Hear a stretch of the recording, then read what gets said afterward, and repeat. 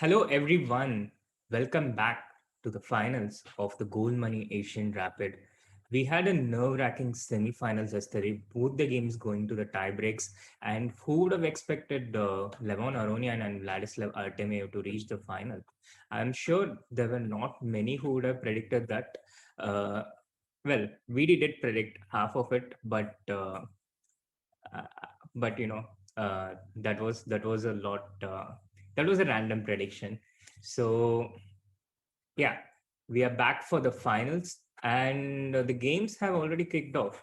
So it's going to be Levon Aronian against Vladislav Artemiev in the final, and there is also a match for the third and fourth place between Magnus Carlsen against Ding Lijian, and we have Magnus starting with the white pieces. In general, these third and fourth, the match for the third and fourth place is maybe the most. It's the most difficult thing to play for, because what you really want, what you really covet, has been denied, and you're asked to settle for something you didn't want in the first place. But then, okay, sometimes we find the strength to settle for it, and sometimes we don't. So yes, this is the third and fourth place, and Aronian is here. Look, Aronian is here, and even before he makes his first move, he makes an impression with his fashion sense. I've never seen T-shirts with this design and color. And Aronian starts with the white pieces. He's likely to go London, so he starts with D4, D5, Knight f3, and I'm guessing we'll see Bishop f4 on the next move. So, what are your predictions for the finals, guys? Let's start out with the poll. Aronian, Artemiev, what are your predictions for the finals today? Let's start out with the poll. So, please make a poll. Is it going to be Artemiev? Is it going to be Aronian? And yeah, third is to the good place. It depends on from where you look at. If you really want the first place, so imagine the first place is like a OnePlus phone. So we all want a OnePlus phone. I mean, not we all want a OnePlus phone, but a lot of people want a OnePlus phone. And there are many good phones within the price range of like something like 20,000. But if someone offers you that when you want a OnePlus, how do you feel? Would you take it? Oh, it's still a good phone, right? It's still a good phone for 20,000. It's better than a lot of other phones, but you really, really want OnePlus. So in that case, how would you feel? So that's exactly how the people who play for the third and fourth place feel. They want the first place. They want to be in the final. They want to win the tournament, and then when they lose, they are made to play for this third and fourth place. So the polls coming up, who are you rooting for in the final between Artemiev against Aronian? Okay, who are you rooting for in the final? So you can choose between Artemiev and Aronian. And the polls there in the Chess 24 India channel where the same stream is broadcasted. So feel free to go and make your voice heard, make your opinion heard. And we will also have a poll for the third and fourth place later. So yeah, there will be other people joining me for sure. Don't worry. Um, people people are fixing some issues related to internet and electricity and related things. So they will join me any moment. But for now, you have to just contend with me. Apologies for that to disappoint you, but I hope you don't mind. Okay, so what's happening on the board here? Knight f3, bishop f5, c4, e6. It's interesting, yeah. After knight f3, what do you all go chat? In this position, if you're playing black, what is the move that you generally face? I'm not sure if a lot of you go d4, d5, but from what I noticed from teaching people who are just starting to play chess, uh, they usually go d4, d5. And now if your opponent plays knight f3, how do you start here? What is the move that you typically tend to make? Your second move after knight f3. I'll just wait for you guys to uh, choose your move while I get some coffee for myself.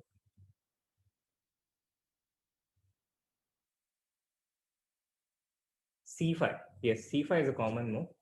Knight c6 is also not uncommon. But what Pranav says, knight f6.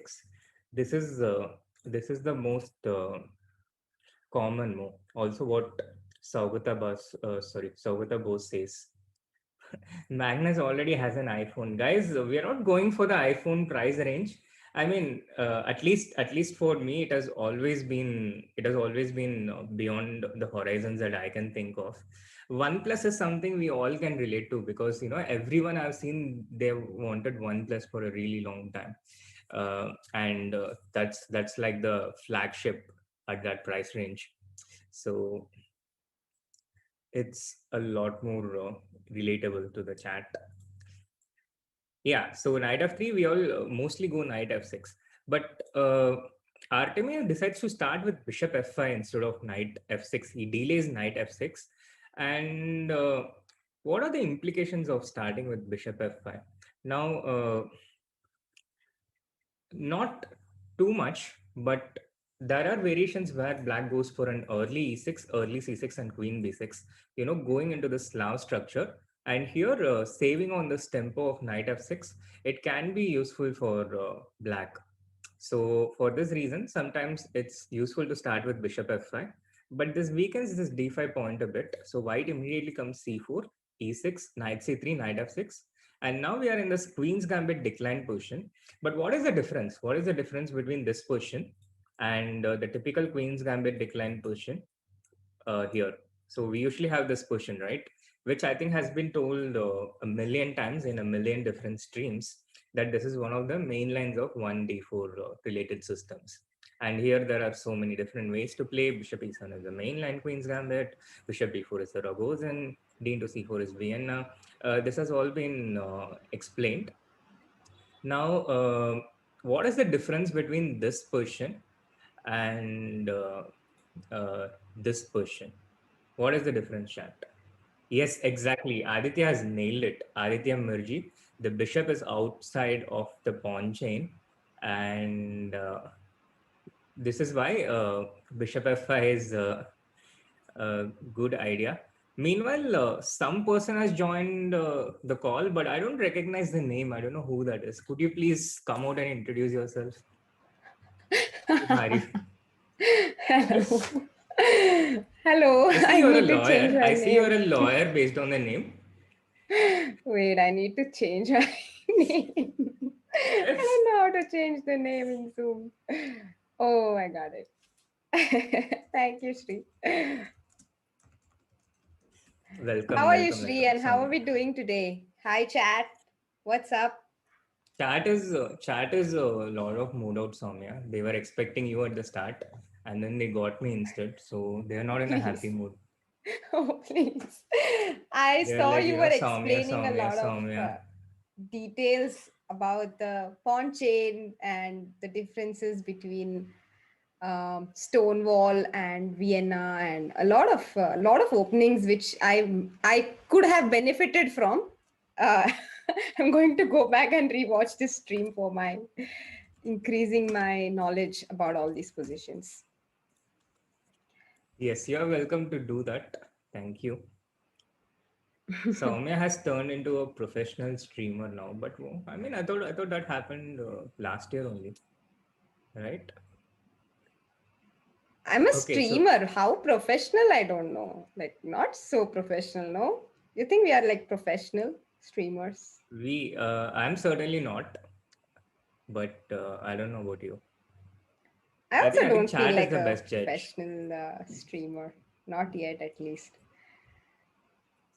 Arey, Yeah, me too. another guy says no bar, sad life. But Arey, there is a bar on the live board. This is the live board on the right side of me and the left side of you. That is the live board, guys, the small one, and there is an evaluation bar. Yes, here we set the bar on the lower right. I wouldn't say we set the bar low. We don't do that, but we do set the bar on the lower right corner. So look at it below, next to us, and getting back to the action on the board. So white continued with bishop g5, c6. Now, many times what happens is this bishop does manage to get out of the chain. Okay, this also happens in Caro-Kann.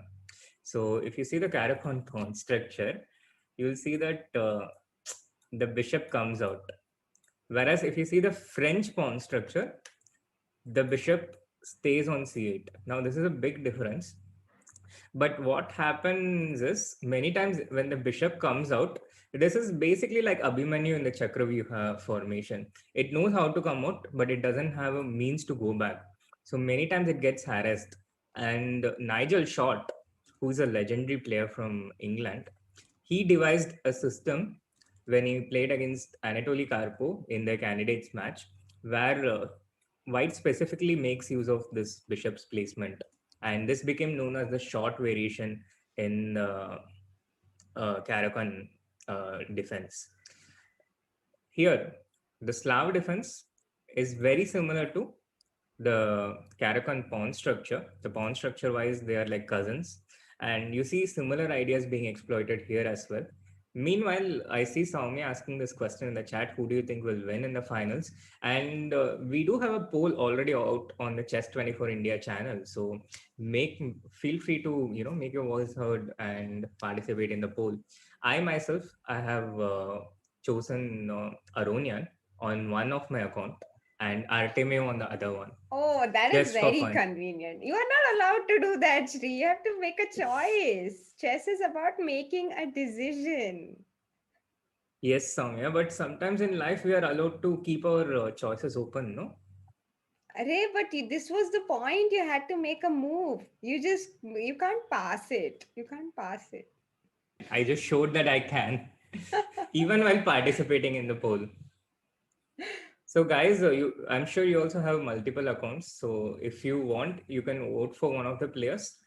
Naito, you can, pick one from your phone, pick one from your computer, and it's a draw for today. And tomorrow I you can do have the chosen. tiebreaker. Let's see what chat is choosing, and I'll tell my choice after the polls are out and after chat gives their opinion. Janta, Arey, yeah, we are like, Janta is like Sandeep Maheshwari. I don't know what that reference is though. Sandeep Maheshwari is a motivational speaker. He has a lot of nice videos on YouTube, and he speaks mainly in Hindi. So maybe that's why you don't know him as much. So most of his videos are in Hindi, and chat is like, since the time he's come on Surya's stream, chat is like, Levon looks so much like Sandeep Maheshwari, which he does. He looks like a foreign version of Sandeep Maheshwari. Ah, okay, Levon there. But did you see the T-shirt that Levon was wearing? No, I haven't yet. Is it a Oh, cat you should. t-shirt? Because he loves cat t-shirts. No, no, no. It's not a cat T-shirt, but it's a very, very awesome color. Awesome as in unique. Maybe you need not go back to the stream to watch my explanations, but you should definitely do it to catch what Levon was wearing. It looks so colorful. You think we won't get to see it for the rest of the stream, yeah? Because most of the times we only get to see his forehead. Yes, ice, ice. Levon, he has the playing style of a tiger. So he only shows his eye of the tiger and uses it to scare his Mm. opponent. Karthik Tangavel asks you, Shri, how many GMs do you expect in India in the next 5 years and in world top 10? Interesting question. Uh, GMs in India in next 5 years, you have to give me option: COVID-free world or COVID-filled world. Number of GMs in the top 10 in the next 5 years, I think we would be. I, th- I think one or two maximum, not more than that in the top 10. It takes time to build such things. It's built over generations. So this generation, it's well placed to have one of the players in top 10 or even one of the players for the world championship. But top 10 is not an easy place to reach and stay in. It requires enormous talent and a lot of things going right in your life. The combination of that. What do you think, Soumya? I think you can No, I also. completely agree. Actually, top 10 is simply not guaranteed. Yeah. I think no matter how hard you work, it's definitely not a guarantee, because the point is everyone else is also working very hard and deserves it as Exactly. much. So you can't predict these things. Yeah, it involves a lot of things More going. player other than Are we? Am I disconnected or is Soumya disconnected? Okay, so she seems frozen in my screen, so I'm assuming that I'm online. And yeah, so these things involve a lot of things going right in your way, just like life, you know. It's not enough to just have talent, it's not just enough to work hard, but you also need other conditions to go in your favor. That's very important to become a world champion or the top 10. It's an underestimated factor because, you know, when someone becomes successful, we somehow assume that person is unique, different, and a lot of they're just. I also heard slogans like winners don't do different things, they do things differently. Yes, true to an extent, that they do a lot of small things correctly, but but on the other hand, it also requires a lot of things, other things to go your way. For example, even in this tournament, when Arjun reached the knockouts, he had a very quick draw against Wesley, so that was one thing that went in his favor. And in the 15th round against Anish, he also had a relatively safe draw. So you see, these kind of things, it always goes the way of someone who has won the tournament or who has, performed extraordinarily well. If you go back to those situations, zoom in, and start wondering, what if the opponent did something differently? What if the opponent didn't make that silly mistake? Then you would find that it wouldn't have gone their way. And there are instances, there are events when this thing precisely happens, and then you don't win the tournament. It happens in my career, it happened in Vidit's career, Magnus's. A lot of these 50-50 chances, a lot of these situations where, it's this or that. When that goes your way, you have a really successful tournament. And when that doesn't go your way, you have a more average tournament. So these things also matter, and these things are not totally in our control.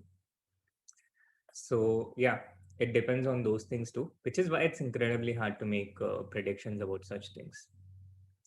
Now, getting back here, bishop g5, c6, knight h4, attacking this bishop. The bishop goes to g6. This was what I was going towards. Uh, Basically, bishop g6, e3, knight d7, queen b3, queen b6. And I was just explaining this about how, when the bishop comes out of the pawn chain, like in Caro-Kann, the bishop is susceptible to be harassed by white's pieces. And this is exactly what happens. So Aronian wins the pair of bishops, but he doesn't hurry. He doesn't hurry to take knight into g6 because he can take it at his convenience. Black cannot go anywhere. So in these situations, it's probably a good idea to be flexible because you don't have to commit. So don't commit unless you absolutely need to. Another life lesson, a life code for you. H3, bishop e7, rook c1. In these pawn structures, when the pawn has been committed to c5, basically the center is closed. So you see, the pawn is on c4 here, the center is open. So black can take d into c4 or white can take c into d5. And this would lead to a different pawn structure. But once c5 has been committed, the general plan for both the sides, white always goes b4, b5 and tries to weaken this c6 pawn and then attack it. And black tries to break with e5, so he gets play in the center. So this is what Artemiev is going towards. He plays bishop e7, bishop d8, bishop c7, and then after taking, he tries to get this e5. So Aronian prevents it with f4. He prevents e5. I had a very similar position in the structure against the Polish grandmaster Maciej Bartel. Okay, the game itself has ended in a draw while I was explaining it. You guys are correct. I am like Ross. Uh, I'm already teaching history. The game has ended. So yeah, f4 short castle, g4, and let's look at how the game has went, and then quickly move on to the Magnus Carlsen Ding Legion. g4, b6, g5, knight h5, takes, c into b6, a into b6. I guess by this point, Aronian probably realized that he hasn't achieved much out of the opening, because when black played b6 here, he would have really wanted to counter this with b4 and maintain a pawn here and maintain this weak pawn on c6. If he's forced to take c into b6, which was the case in the game, then you see how the pawn structure becomes disjointed, yeah, and white doesn't control as much territory as before, and also things become a lot freer for black on the queen side with c into b6, a into b6. So yeah, uh, c into b6, a into b6, knight b5, and here he takes a simple repetition. So the first game is a very quick draw. This was unexpected for me because we saw how Aronian exerted pressure right from the beginning in his previous matches, both against Magnus Carlsen as well as Arjun Erigaisi. But today has been different. He makes a very quick draw with white. Let's move on to the Magnus Carlsen Ding Lijian game, which the first 20 moves are over. And again, chat, what is your first impression of this question? I will tell you what my first impression is. I will explain it, but do let me know what is your first impression. What's the first thing that strikes you when you look at this question for white? White to play, and I will wait for about 10 seconds while we watch while we get another sight of Aronian's t-shirt, and I am starting to wonder if I'm the only one who finds this t-shirt color fascinating in a weird way. So what's the first strategic thing? Yeah, we see that the material is equal, and it will be really interesting if we can see the Yes, Rohit Kumar. That's exactly what I was going for. Yes, and Saugata was also nailing it immediately in the other chat. Everything looks almost symmetric, but you have the pair of bishops. Now, again, chat, this is something I've explained to a lot of you many times. So, when you have this bishops of two different colors, opponent has only one bishop. What is the first thing that we should notice again? Which color complex does white have an advantage? Supposed advantage in this position. Which color complex? So the way I see chess to simplify things, and these things are only for simplification. Uh, the way I see chess, there are, I think, three very important components. One is the pawn structure. The pawn structure is the skeleton of the position. Second is piece placement, and third is color complex. Yes, white squares or light squares, as Aditya says. In chess, we say light squares and dark squares, mainly because white squares can get a bit confusing because white and black, and sometimes the position is green. I mean, the board is green. When you look at these plastic boards, it's many times green. So we usually use the word light and dark squares, but it's also, you can also use white and black. That's fine. It is totally okay to see the world as white and black in the chessboard, but don't do that in life. So white has an advantage on the light squares. And for example, this diagonal is open, this diagonal is open. So do you understand why the live board bar, it shows a very, very slight advantage? Why, it's going towards the fifth rank, slightly protruding towards the fifth rank. Do you see why? It's because of this superior control, slightly superior control. And Shrishti, I'm sorry, we don't have gray in chess. We don't even have a single shade of gray. But yeah, so because of this, he has a slight advantage. And in grandmaster level games, these advantages, it can go a long way. At the lower level, it can be a bit harder to understand these things. But usually, the way how we understand these things is by looking at a lot of examples where we see the consequences of having the pair of bishops. I myself understood pair of bishops concept better when I started looking at a lot of examples where the sides made use of the pair of bishops. And then when I implemented it in my own games, my understanding became so much better. Until before that, people, used to say, oh, he has pair of bishops, he's better. And I used to keep wondering, why? But, in order to look cool, in order to, mix in with the other people, I also used to say, oh, pair of bishops, white should be better here, without understanding anything. And I just didn't want to be left out. But I only really understood it properly when I looked at a lot of examples of how pair of bishops was used to win games, and um, and also implemented it in my own games.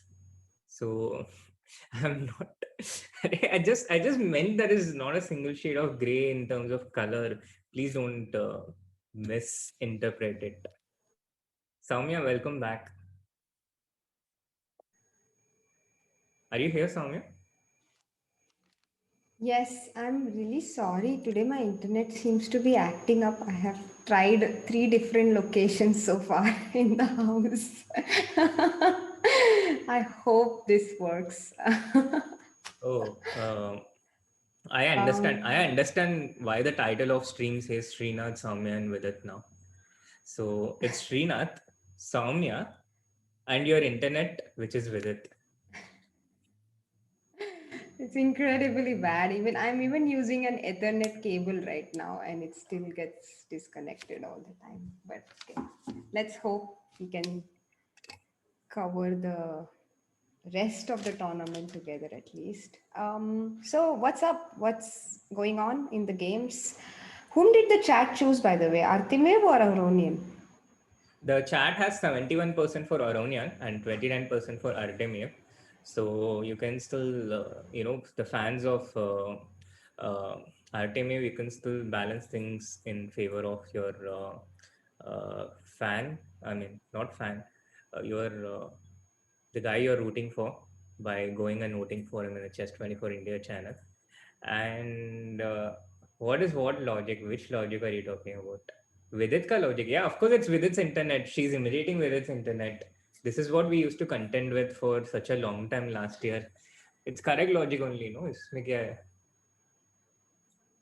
And yeah, so getting back, what was your initial question, Soumya? Chat distracted me. नहीं, I was just wondering choose किसको किया Aronian की आरती में, but I remembered कि वो हाँ. सब लोग संदीप महेश्वरी बोल रहे थे. And how is the position on the board? Oh, we are watching Magnus versus Ding, is it? Yes, Soumya, because before you blinked, Aronian and Artemiev drew. Ah, what a pity. Okay, so we But will don't see the worry, next they game. will. Yeah, they will start their next game in about 5 minutes or so. Uh, so yeah, stay tuned if you're here for the Aronian Artemiev game, and they'll be back. And this time we'll ensure that we catch when Aronian makes his way to the chat, so you don't just see his eyes. Also, it's interesting. I predicted this Magnus versus Ding match, which is happening. It's just that it's not the final, but the match is happening. We get to see the match at least. And I know, right? Yesterday yeah. I was thinking that Ding was probably thinking that he will play Magnus on the weekend, Mm-hmm. and his wish was kind of fulfilled, but just not the way he wanted. Yeah. I think the wish should have been like completed, while wishing, he should have specified in the finals because थोड़ा confused हो जाता है. Yes. Autocomplete doesn't happen in your prayers, so do make sure that you complete it completely. Do you make wishes while praying or do you just thank God? It's an interesting question. I'll ask chat also. Uh, yeah, that's an interesting question. Okay, many people might not even pray, but like let's say, because I was having this discussion, and actually there were many years in between when I never asked for anything. But nowadays I Mm-hmm. have started asking a bit. Is it because of the greedy VD influence or something else? I was having this discussion, and I realized that people do ask for something. Yeah, I used to think that you just need to go and thank God and come back for whatever is happening in your life, whatever good is happening. But then I had a discussion with friends, and I realized people actually ask for specific things while praying. So then I thought, okay, maybe I'll also do it.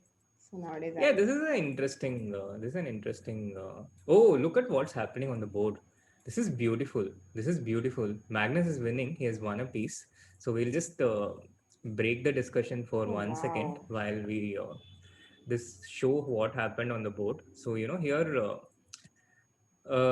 as we explained a bit earlier, white is strategically better. So black went for something really concrete. He tried to get counterplay on the f2 e3 complex.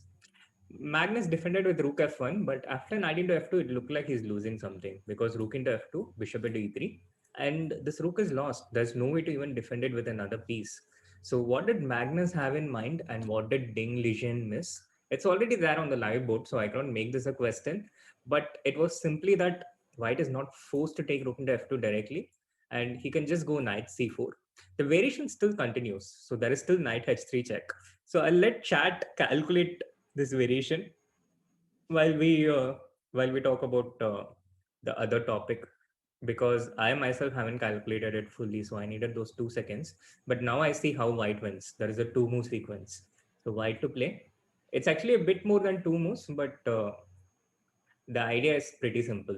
The first two moves give you the direction to the other next few moves. And this is something which Ding would have probably seen if it was the finals, because after knight into f2, it cannot be something Magnus has missed. Okay, Magnus is not giving any time for the chat.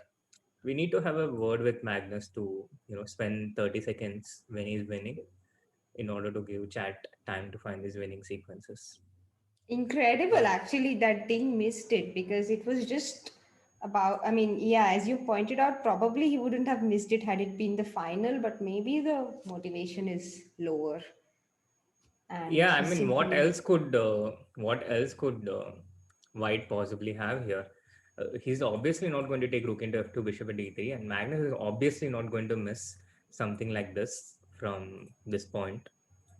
So yeah, if it was a normal regulation game, then Ding would have thought a lot. But I think fatigue and he really couldn't exert himself. So Magnus has won the first game. Aronian and Artemiev, the first game has ended in a draw. This is day one and set one of the final. It's a four-game set on day one, and there's a four-game set on day two. Uh, yeah. Vijay Parsadi misses your white background, Soumya. Oh, thank you. Actually, I don't miss it at all because I'm in Pune today and I'm just so happy to be here. So I don't miss my white background at all, but it will be back soon in a few days' time. Yeah, You know that hopefully. feeling of coming back to your city, it is unprecedented. Like I was just dancing, when I came to Pune. Like the moment I arrived, I was just like so happy, You should so have done happy. that on stream, but okay. Let's save it It's for a reel. या वो बोलते हैं ना अपना घर होता है वैसे अपना सिटी होता है लाइक मुंबई कितना भी मरीन ड्राइव पाव भाजी चौपाटी जो भी बोलो finally Poona is Poona only you can't compete. True. I've also spent a bit of time in Pune, as you know this, but the chat doesn't. So yeah, I also spent quite a bit of time in Pune, but yeah, I think I've also had many fond memories there, and I also do. I also would love to visit sometime. Meanwhile, the Hmm. second game has started. Oh, wow. Nice. Let's go. Finally, I'll get to watch one game with you and the chat. Let's go. So, English opening, no surprises here by Artemiev Vladislav, who loves to play the Reti and the English with white. And knight to a3. Mm-hmm. Uh, Interesting, actually, because usually this happens in this e6 setup. that white goes, like when black goes for knight f3 d5, g3 e6, c4 dc. Here queen c2 and knight a3 is an option, and immediate knight a3 is also an option. Very popular options, both of them. But Artemiev goes for this. So I mean, it's the Okay. There we go again. Soumya is frozen again. G3. Uh, you, yeah, so something she's happened back. there. Yeah, you got disconnected. Now you're again disconnected. Although we have your smile frozen, so it's not such a bad disconnection, but nevertheless, uh, can't hear you. Okay, so until Soumya comes back, uh, let me take over. G3, G6, and now after C4, D into C4. As Soumya pointed out, yes, this also happens after E6. After G3, G6, there are a few different ways for white to go. Black intends to get a good center after bishop G7 and E5. I think Soumya, are you back? Is your internet back? You're muted. I feel so bad about this. Oh no. Uh, okay, we'll try Are you once. using a familiar internet service provider by any chance? No, in fact, it's supposed to be a very good internet provider, Airtel Fiber even. But just Okay, okay, like, okay. and I'm even using LAN actually. So it's amazing that the internet is so bad right now. Maybe there's It's some probably work. just a problem with the city. Maybe there's some work going on. Sometimes there's like some. Let's see. Bishop g2. Mm, Yeah, so do you want to continue from where you left, Soumya? I think. Okay. Or shall I give you a minute to orient yourself?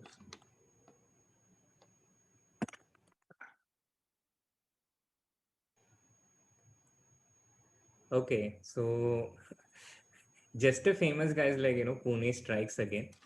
Yeah, black wants to go bishop g7 e5. So white tries to undercut black center with c4, d into c4, knight a3, bishop g7, knight into c4.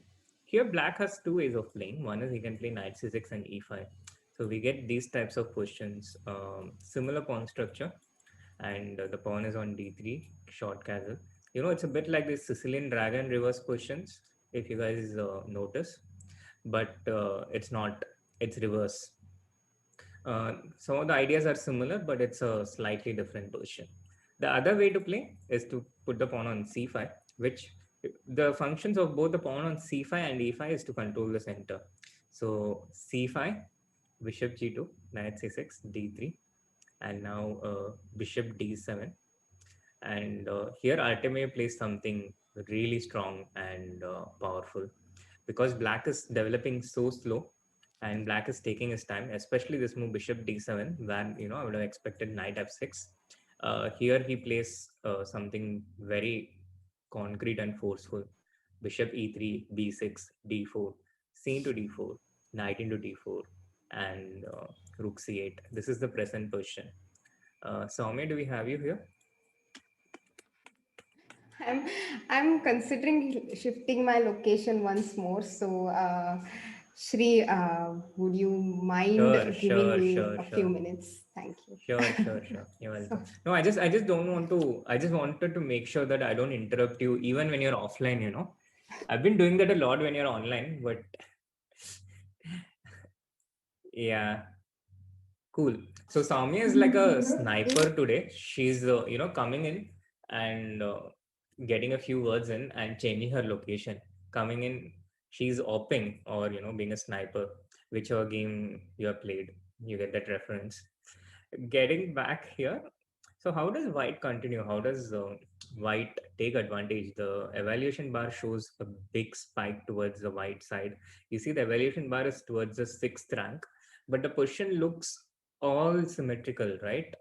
Is there The position looks all symmetrical. So why is white better here? How do we try to understand this? Because as we have seen enough examples, as we know by now, uh, the evaluation bar doesn't really totally explain the position, right? It gives us a guidance, it gives an indication, but it doesn't totally give us the position. I mean, it doesn't totally give us the understanding of the position. So why is white better here, and how can you make use of it? Chat. What is your understanding? How do you understand this? And how how do you think white can take advantage of this position? How? Sound? By a sound variation? By a sound move? What sound are we talking about?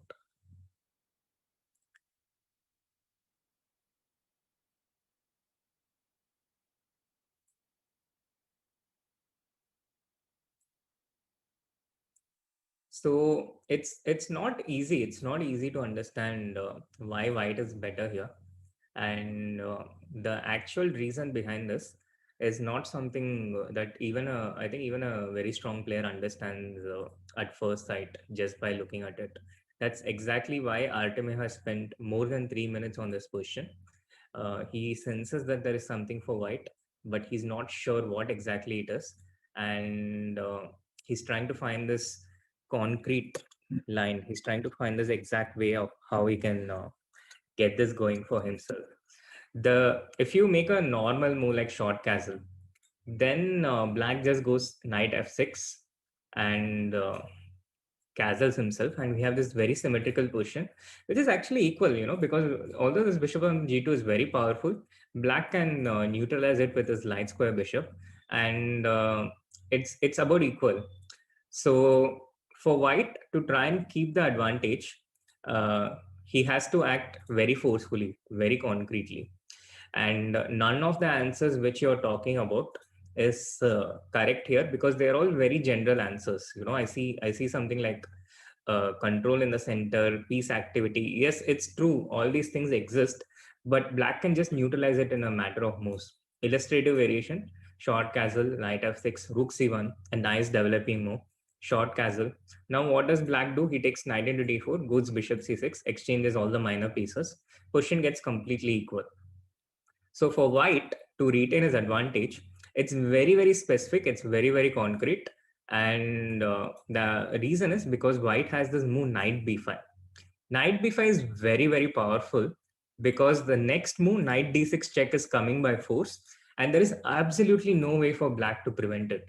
Do you see any way for black to prevent it? Yes, he does have one way, which is to go king f8. But this this is something black will never play. Something like knight f6 is natural here, but here white gets this devastating idea: knight d6 check in, and after e into d6, knight into d6 check, the king moves. The king probably goes to f8. The computer shows king f e7 here, but that's a weird move. We humans don't consider such things that easily unless there is no other option. So king f8, and here again, white has this very strong move, rook c1. And this is something which Artemiev did not find, because it's mind blowing. It's not easy to understand. White can also take knight into c8 here, queen into c8, and then go rook c1.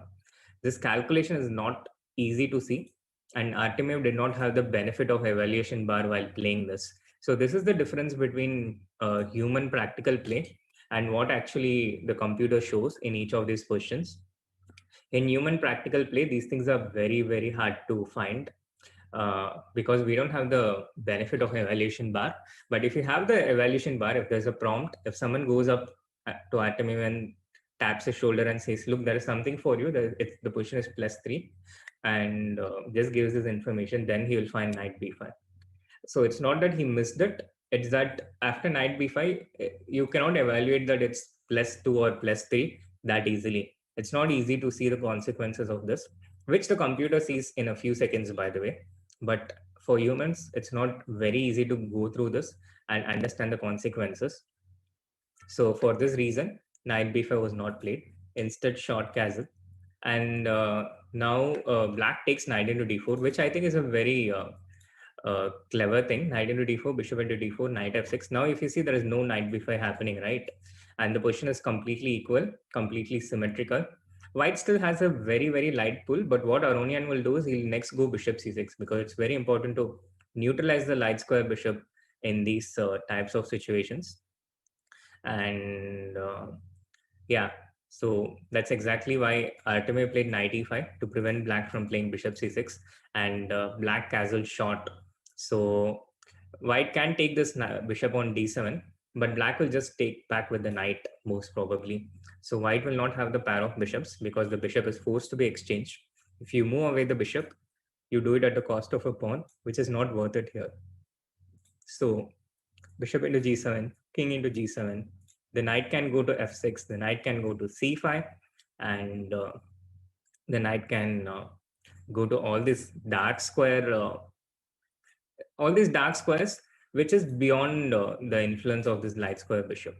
And this is exactly why this position is completely all right for black and close to equal. So the bishop looks very strong. It's controlling a lot of squares on the light square diagonal, the long diagonal, but it doesn't really influence a lot. So Harsh is asking, how about knight into c6? Knight into c6 at what point? You mean at this point? I think this is a very, very interesting question. Yeah, knight into c6, bishop into c6. You take bishop into c6 check, rook into c6, and now queen a4. Awesome question. You know, this is exactly how humans think. These are the things you should ideally be wondering about if you are trying to understand chess better. Because if you just look at the evaluation bar and say white is winning, that's not really any useful information for you. It's still nice, but it's a whole lot more interesting when you start delving into things and start trying to understand more. When you do that, you start looking at a whole new range of information, a whole new range of things to pay attention. It gets so much more interesting. So imagine you're in a world where you see only black and white, and then you suddenly unlock a feature where you can start seeing all the different colors. So the same way, when in chess, when you start understanding things more, when you start understanding and trying to appreciate things more, you start seeing and noticing a whole new range of things, which makes the game more interesting for you. And this is true in almost everything, not just in chess. For example, when you start noticing things in architecture, for example, you start appreciating things at a whole new level. Now, what I understand after knight into c6, bishop into c6, takes, queen a4, is that black has this move queen d5, a very, very nice counter retort. This attacks both the c4 knight and the h1 rook. And if I was Artemiev, I would stop exactly here and conclude that white is not doing great and move on to the next variation. So this is probably what Artemiev saw. He saw that queen d5 was coming in, and he stopped here and decided to go for the short castle variation. Shrish, what is this obsession you have with gray? I don't understand. So yeah, short castle takes knight f6, knight e5, short castle. Artemiev goes rook c1, rook into c1, queen into c1, and he continues to keep this slight pressure. He has prevented black from playing bishop c6. Again, these are the little details which the computer bar will not show you. Yeah, like why knight e5 is important. The computer bar does not show you because you just go see the first move knight e5, and that's where your curiosity ends. But it's important to preserve more pieces, because the more pieces that get exchanged, the closer we go towards a draw. It's as simple as that. So the more pieces white manages to keep in the game, the higher the winning chances are, and higher that the lesser the chances that the game will go into a draw. So knight e5, short castle, and now rook c1, rook into c1, queen into c1. So if you, the position is about equal, but white has superior space, and this is the reason why he has slightly more pressure, and black responds with bishop b5. Meanwhile, guys, let's take a short break from here because it's about equal, and not just because of that, But there is an amazing legendary opening going on in the game two of Ding Lijian versus Magnus Carlsen. Before we shift to that, can you guess what opening that is? Clue: the course on that opening is on sale right now. So, what opening could it be in the other game between Ding Lijian and Magnus Carlsen? Chat, feel free to guess while we conclude this question and move on to that for some time.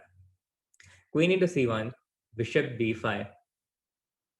Oh my god. I wish I had banning rights here. What is wrong with you guys? Don't you have any chess culture? I said it's a legendary opening. It's an awesome opening. And is this what you come up with? What's wrong with. Yes, Bakasur. Thank God there is still some culture left in the world. Yes, Rahul. Yes, Pat. Thank God. Thank God. Thank God. Yes, Suraj. Lay Paul, you are walking a very dangerous line. You don't want to get timed out here. Uh, yes, this is the opening which has um taken place in a Ding Lijian Magnus Carlsen game, the main line of the classical Catalan.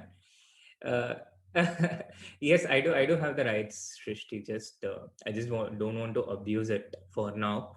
But of course, my patience also has a limit. So, Aish Gupta, Saugat, you have been forewarned. You have been forearmed, and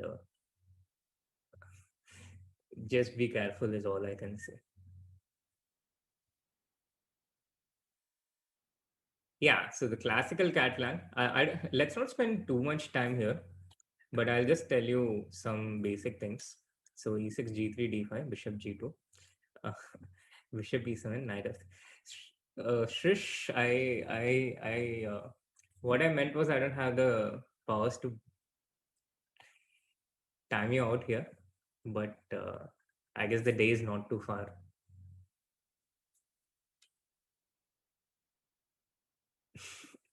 No, it was not semi-terresh.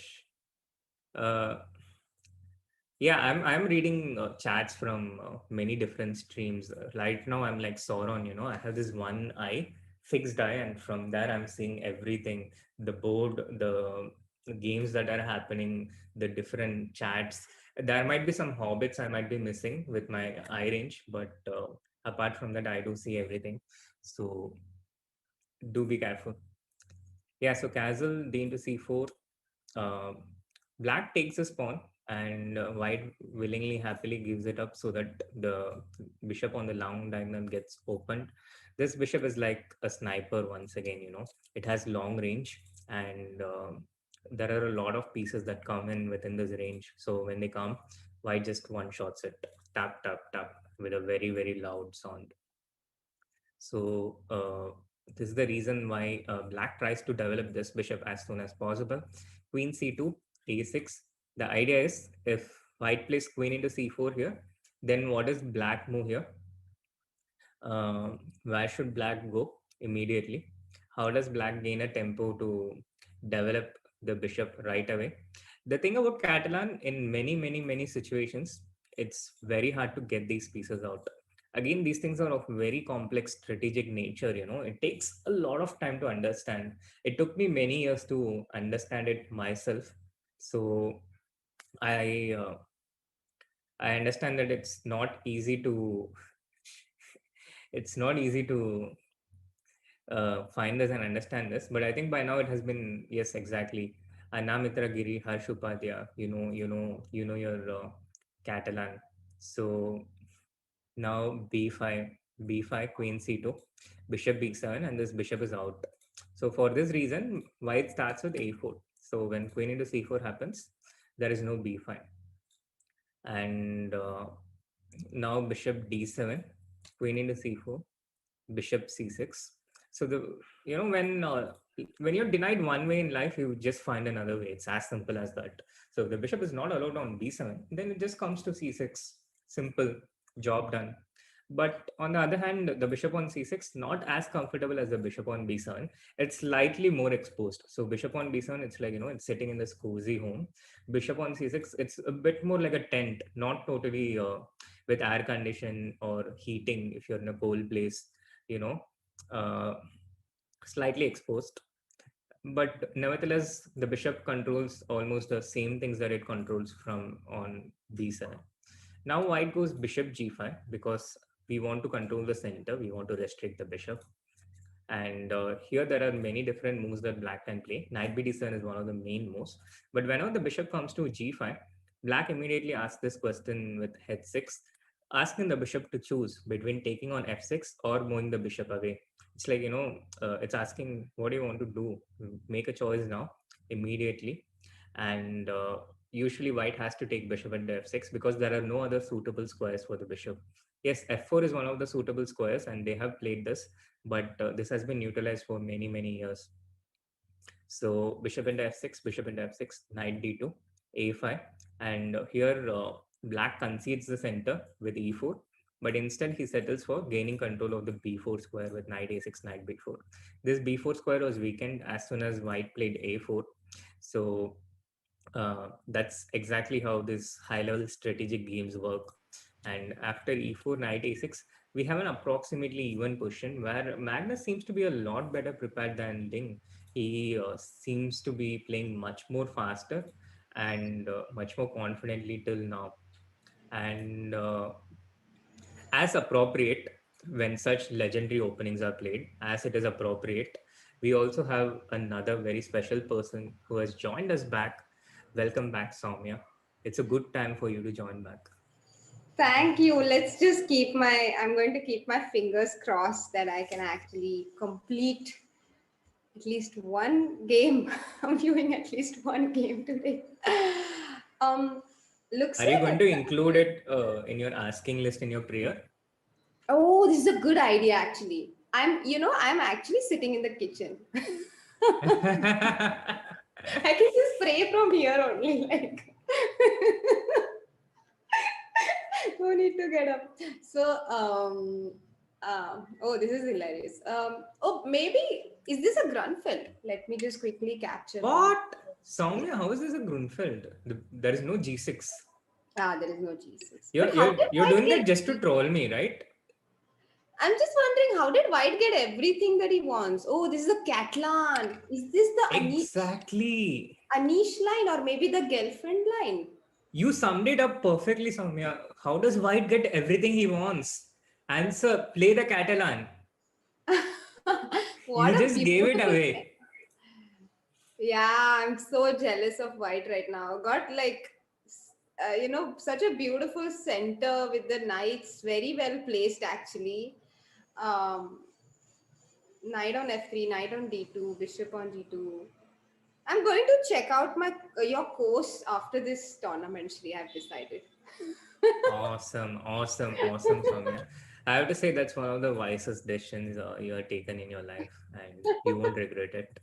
You don't need to use the 30-day money back. Ah. Actually, I already do play the Catalan with White, and I think it will be so good to actually go through your course. And especially if you already know an opening, it's so useful to brush it up and see all the updates. And as Vidit even yesterday mentioned, all the chessable courses are so well Comprehensive. defined, comprehensive. Yes, so it will be a lot of fun, I think, to go through it and get my Yeah. nipple back. Uh, yeah, so this is the question in the Ding Legion Magnus, and Ding has been spending a bit of time here. Meanwhile, I'll catch you up on what's happening in the Artemiev Aronian game. So we last left it at around this point, where uh, Bishop b5 was played. This is where we last left it. This is a very clever move by Aronian, attacking both e2 and d4 at one. White responded with rook d1, and now chat. Why did Black take Bishop into e2? What did White have here? Not an easy question, but I've seen many, many strong players in the chat today. Saugata Bose has been on fire. He has been answering everything correctly, and a few people in this chat as well. So I'm just going to take the chance and give it to you guys. Why didn't Black take Bishop into e2, and why did he play Queen c8?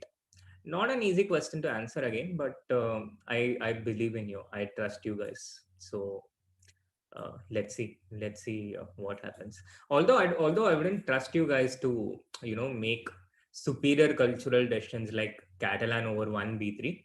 In looking at these things within the chessboard, here I trust you guys.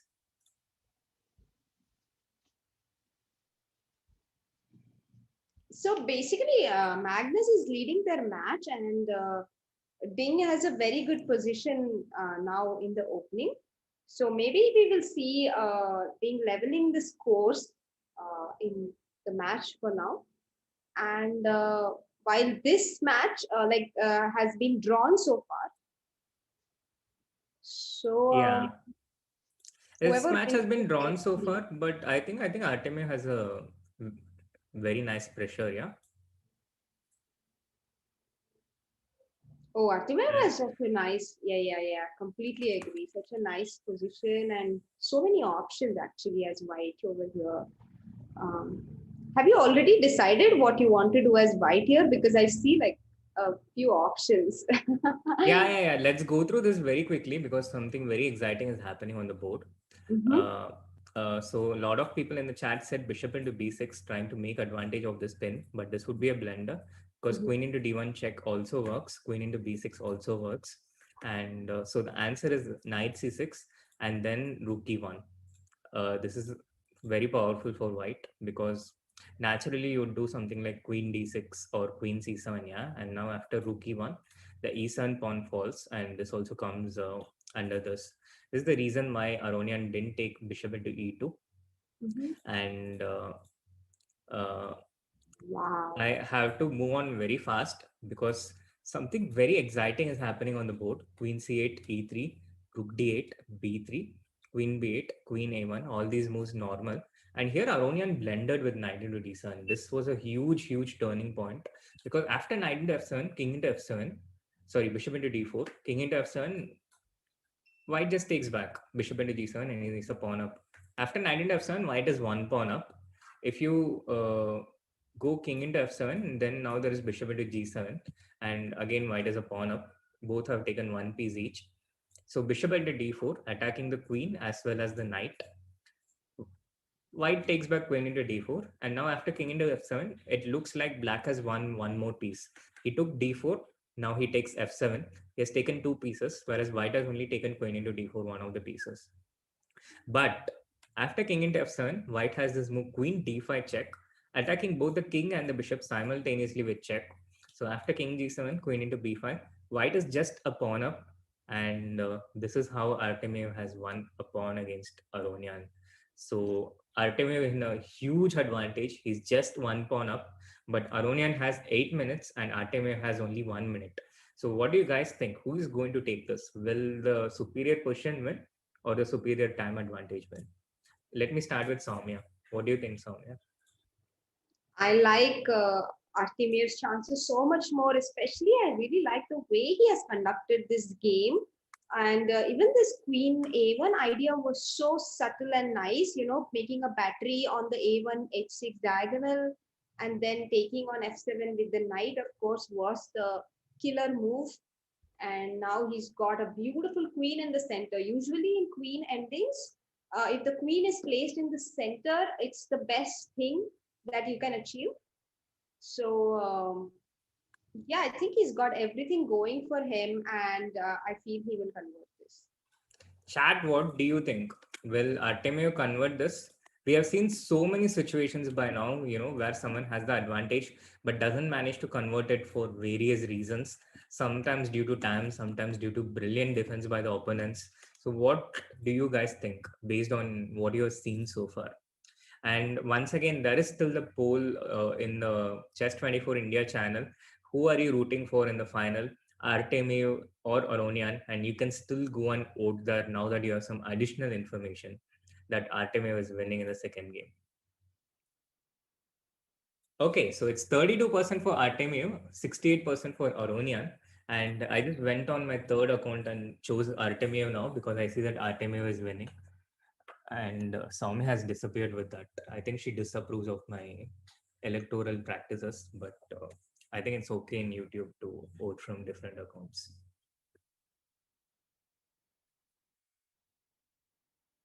Harshraj Artemiev will convert. Bristi White will win. Pratibha says Levon will convert. Really, but how will Levon convert? He's down a pawn. That's a very high level of fandom and confidence, which I appreciate. I uh, Aditya Artemiev will win. So lots of Artemiev. Harshraj, such silly questions does not deserve an answer. It's like asking if Earth revolves around the sun. By now, we all know that that is the case. It's also an isolated pawn against a kingside majority, so can't say for sure. It's nice. It's nice that you started noticing these things. I'm happy. The thing is, apart from being a pawn up, white also has this bishop against black's knight, and we have seen a few endgames in which we have seen how much superior the bishops are against the knight in these types of situations, because the bishop is a long range piece, so it can do so many more things than the knight. Artemia's conversion technique will be to exchange the pawn and create a passed pawn. So how do you create a passed pawn when you have a majority on one side? See where you have the majority. Here there are 4 pawns against only 2 pawns. Typical technique: exchange one pawn, move the bishop, control e4, so move the bishop to c6. These types of situations, again, I'll make a random move to illustrate. So you take this pawn as white, put the bishop on c6. From c6, it controls the knight beautifully. So when you have a bishop against the knight, you should place it 2 squares away from the knight, wherever whether it's a rank or a file. If you do it 2 squares away from the knight, then it takes control of half of the knight squares. So this is how you play with bishop against a knight. And I wrote an article about this a very long time ago. So he has gone bishop c6 in the game. And then next he will take h into g, and play f4, create a passed pawn. Simple, straightforward winning technique illustrated by Artemiev and explained by me. Yeah, so this is so I wrote an article about this controlling the knight. So back in times when there used to be fights in the medieval times, there used to be a unit called knights, which you would know from the Age of Empires 2 game, The Conquerors. These knights were very powerful because they were mounted on a horse, and at that time not everyone had access to weapons, whereas the knights, they would have access to weapons, and mounted on a horse, it gave them a lot of advantage against people who were standing on the ground with inferior weapons. So they came up with this weapon called a pike. Again, a unit in the Age of Empires 2, The Conquerors. A pike was not your normal infantry weapon. It was not just a sword or a knife, but it was really long, like a stick. It was really long with a sharp blade in front. So if you use a pike to attack a knight mounted at the top, it gave you access to get into the attacking range of the knight, whilst you not being in the range, because you have this really long pike. This was also used in the Bahubali movie. Uh, Now, putting your bishop or pawn 2 squares away from the knight is very much like a pike. So when there is a knight on f6, put a pawn on f3 or a bishop on f3, and it controls so much of the squares that the knight can come into. So if the knight charges into your position, like knight e4 check, then you just take it with your pike. You just use your blade and kill the knight. This is the way you play against the knights. Exactly, it's like a spear. It's like a spear, true. But pikeman is an higher unit compared to the spearman, so it's an upgrade. And yeah, it's an upgrade, so it's better to use pike rather than spear. Spear was a older weapon we used to hunt when we are hunter gatherers. So pike is better. King f3, knight c3. Yeah, so what Aronian did was he played d5, to get access to the e4 square. And Artemiev just prevents it with f3 for now, just giving him time to. Eventually, the pawn has to go to f4. Eventually, he has to create an outside passer. But he plays one more as a breather, and also to illustrate black that uh, there's nothing he can do. It's white who's the boss. So king f7, h into g5, h into g5, f4, the passed pawn created. Black cannot fight here, so he has to try and get something on another front. So knight e4 check, king f3, knight c3. He tries to attack a pawn in another direction. White just takes f into g5, king g6, king f4, and black takes a pawn on the queen side. They're playing really fast, so let's catch up to the live action, and then later we can come back and explain things. Bishop into d5, b5, and bishop e4 check, king g7, king e5. Look at this. How Aronian, he did not take g into f4 and allow e into f4, but made white capture f into g5. So instead, if he had taken g into f4, white would have had two connected passes. But since he took knight c3, he has only one passer and a doubled pawn. So this is a very, very nice defense by Aronian. But we are not sure yet if it is enough. But this gives black very good saving chances, very good drawing chances. And welcome back again, Soumya.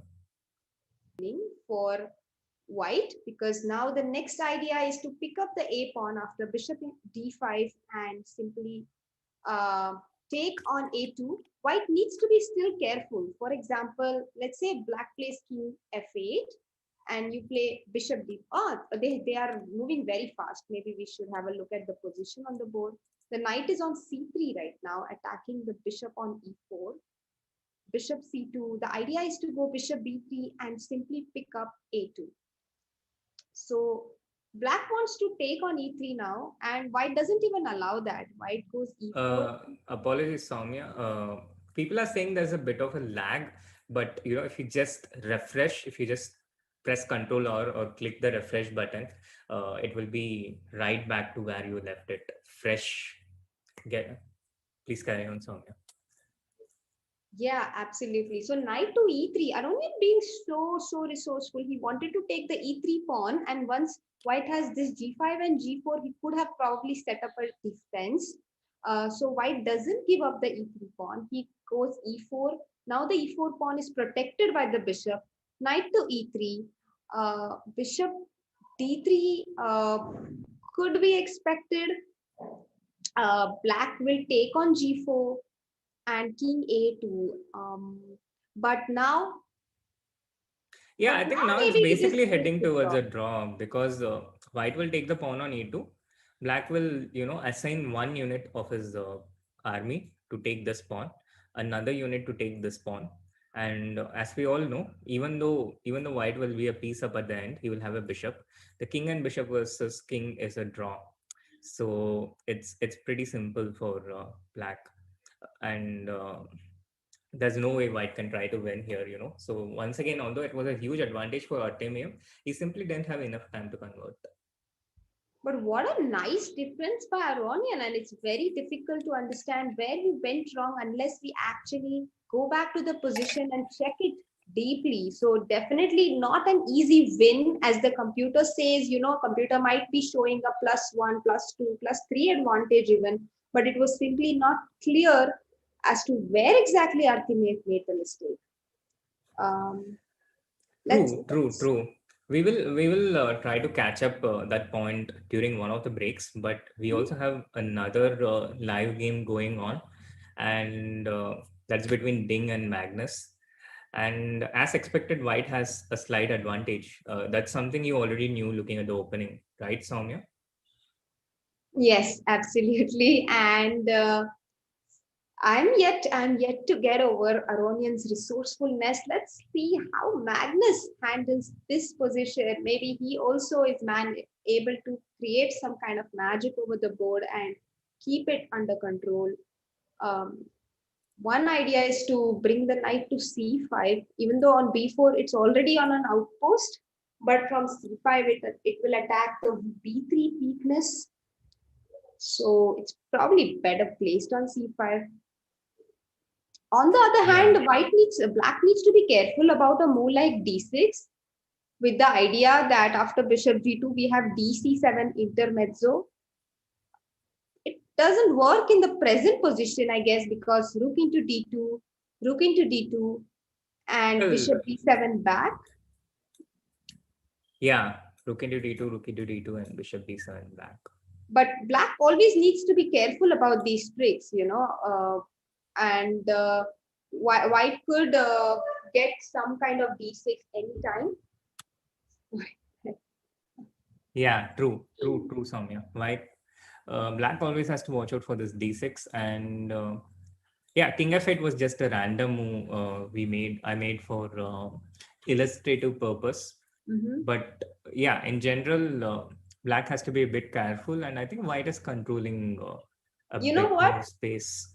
You know Yes. what? Maybe your king f8 kind of gave white some chances, because after this knight d7 check and knight into b6, so king f8 would surely not be played. Um, Yes, yes, yes. but yeah, I basically, what I mean to say is that black is has many problems to solve, and he has played rook b8. Wow, very nice move, against this d6 idea. But now suddenly, if black allows dc7, it's a fork on the two rooks. So after d6, he's actually planning to take on d6. Okay, just not go bishop into g2, yeah? Just Yeah, liquidate everything here. And white cannot even capture back with the knight because that would lose the e5 pawn. He can take with the rook though. he could go for this position, but do you think it's enough after rook d6, rook into d6, bishop g2, king g2, and knight bishop into e5 even? Or maybe just, yeah, bishop into e5 and knight e5, this third position. I think there's still strong pressure for white. Because black is defending this b6 pawn passively, white is attacking this. White is the one putting pressure on this, and knight d7 is also incoming. So in general, I think although the computer shows completely equal, uh, I think there is some pressure. But for black, the way to solve it, I think you're already calculating that, right? Actually, there are two ways I would say. One maybe is b5, Mm-hmm. but the other way is also knight a6. I mean, I think black has a choice here. Okay, so knight a6 for knight d7. You want to You come kill rook the d8? knight, and after rook b6, rook into d7, rook a6, rook b7. Even this position, I wasn't sure. I thought maybe black can hold this, but obviously, if he doesn't need to go into it, then he will not. Right. Then it's probably better to play b5 and try to go into an endgame with equal pawns rather than a pawn down. But what you're saying is this 4 versus 3, there is a very high drawing chances and very low winning chances for white. Yeah. I think like 25% white win and 75% draw. Mhm. So yeah, h4. Meanwhile, there's a super chat from Kabir Maheshwari. Any idea best opening for a 600 rated player? Do you want to take that, Soumya? Kabir, are you Sandeep's brother? Is your brother playing? Like, um, about 600 opening. What was it? Was he asking for opening or a book recommendation? He was asking for any idea best opening for a 600 rating player. So best opening.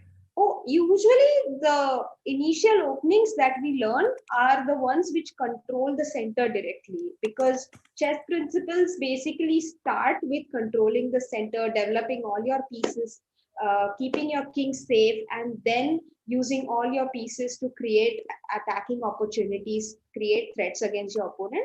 So it is always a good idea to start with the opening that controls the center.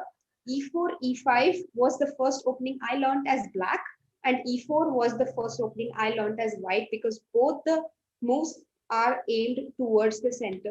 You can also go for D4 as your first move and D5 as your first reply as black. But also, I would say consider your personal preferences, because if you are usually, and this is obviously a very generic statement, that but if you are usually a dynamic player, then e4 gives you more opportunities to create dynamics over the board, while if you are a positional player, then d4 gives you more opportunities to create positional kind of setups over the board. So initially it's always better to stick to your style and get into positions that you like to play, and only once you're comfortable with chess, You explore different opportunities so that you can expand your chess knowledge and enjoy chess to the fullest. Soumya, I also have a follow-up question to that. Mhm. So, are you sure? Are you sure of the advice you gave right now? Like, would you stand by it, testify it, even in a court of law? Exactly. So there was a disclaimer that it's a very generic statement. So generic statements usually don't apply in every situation, but most of the times it's true. I think E4 does give you more opportunities to create dynamic play because your opponent will usually reply with either E5 or C5. These are the most common replies against E4. Against Sicilian, you can play open Sicilian and go for all out attack. Against e5, you can play an opening like Scotch or go for a more subtle approach with Roy Lopez or Spanish as it is called. And you I have mean, no, some. why I asked this, I couldn't help but wonder or notice Mhm. that would 1b3 even be in your top five recommendations? Because it's clearly not in the top two.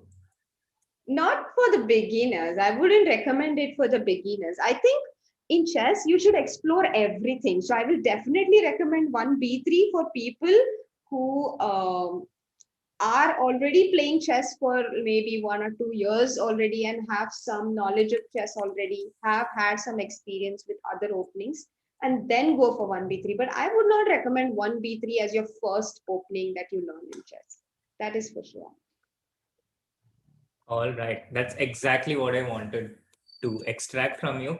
Guys, please clip that and send it to me. You have my email in the description on my YouTube channels.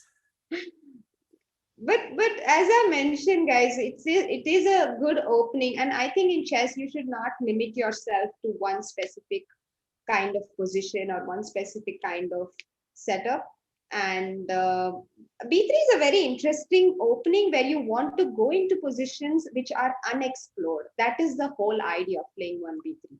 So, to avoid theory, to take your opponent into a forest, deep dark forest where 2 plus 2 is could not equal to 4, it could be 5, it could be 6, it could be 7, whatever you want.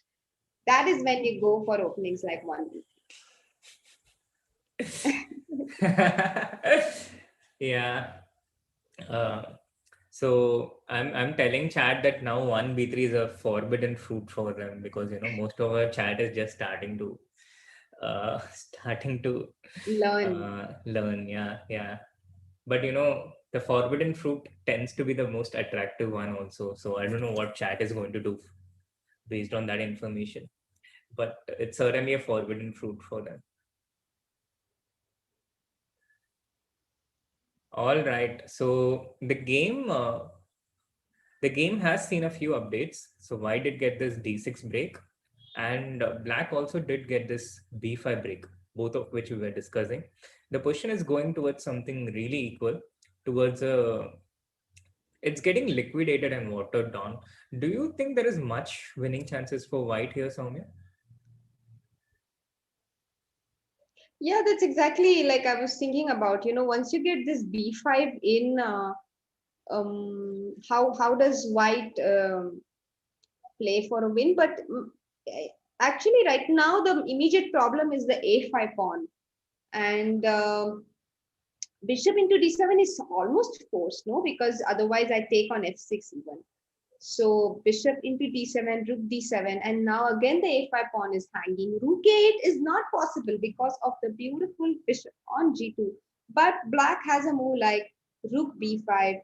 Oh, or rook d8 is even better actually. Rook d8 is beautiful. That is exactly the move that probably solves black's problems. Yeah, it solves black's problems. And Vishwa just sent me a screenshot saying, not sure if it is Srinath or Soumya. Guys, I hope you have a clear picture, and I do hope you're not mixing up between the two of us. Oh, hi Biswa. What's up?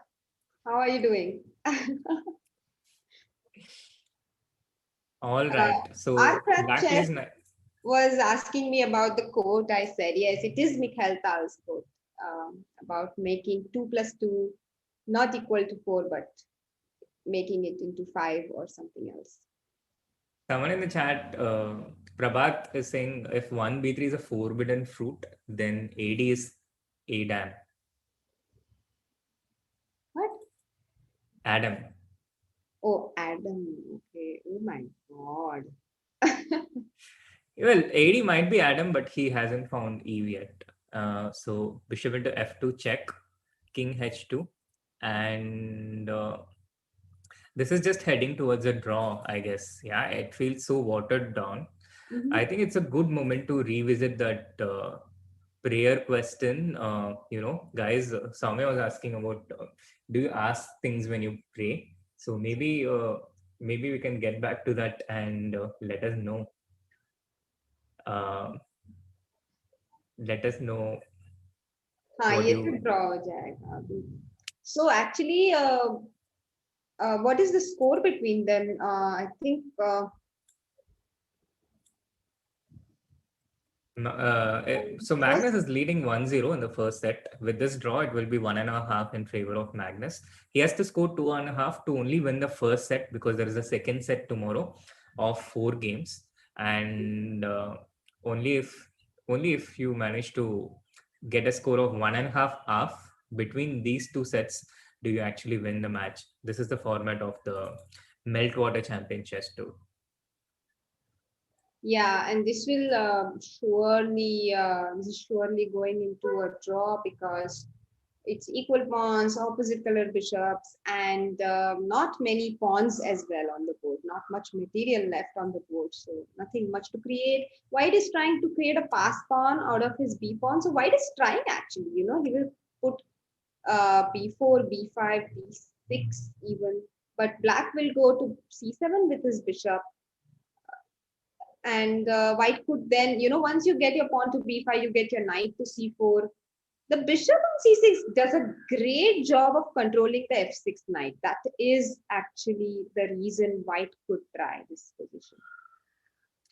Yeah, exactly. I was taking the chat through how you should place your pieces two two squares away from the knight usually, whether it's a rank or a file, and how it is. I was also teaching them a lot about the medieval war histories and how feared the knight was, and how they turned out to be countered, and they started calling me Ross because I was teaching them history. Oh my God. I can relate to friends' quotes so much these days because every evening Ajinkya's favorite way to chillax is to watch one episode of Friends. So I at least overhear it. And yeah, totally. Ross and all his scientific adventures. Yesterday, I saw the episode where Ross cannot flirt, and it's Yeah, so that awkward. does make me Ross even more. Hey, why did he go to c4 with his knight? Because of king d6, king c5, maybe. Yeah, if you go knight b2, maybe I just go king d6 and king c5. Knight b2, yeah, knight b2, king d6, knight c4, king c5. I think this game is.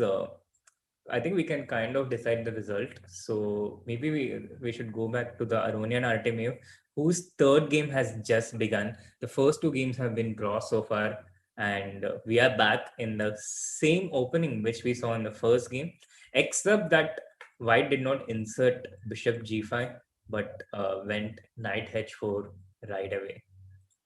Knight h4, bishop g6, queen b3.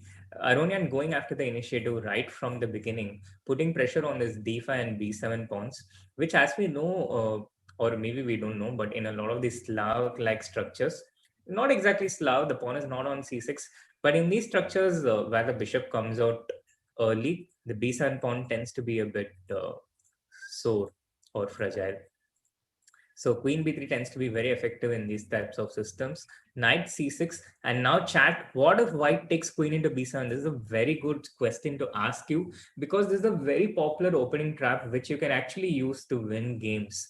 And This will be very useful and relevant for you. So black to play, how can you use this trap and ensure that in the future you can go queen b3, knight c6 and score points in a lot of games?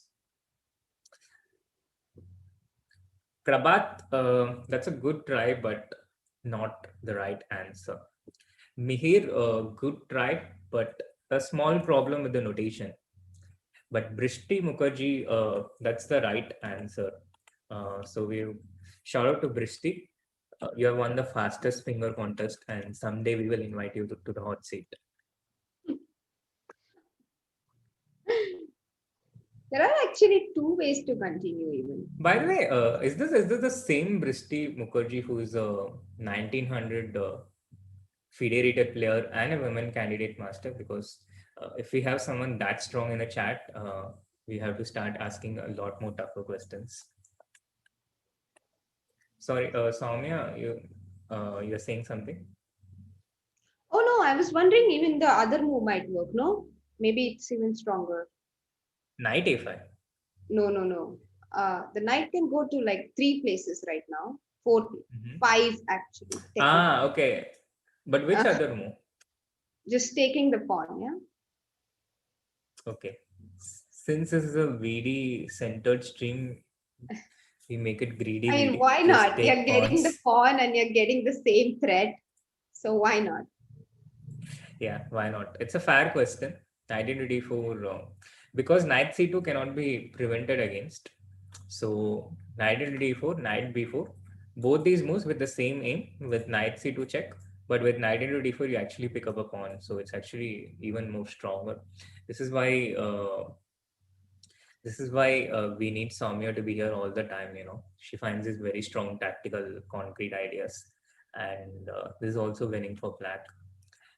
Night before, Sure. usually Do you it think also. it's winning? Like, let's just, maybe we can just have some fun and go ahead. Like, what do you think? Like, maybe knight b5 here. Let's just see this variation till the end.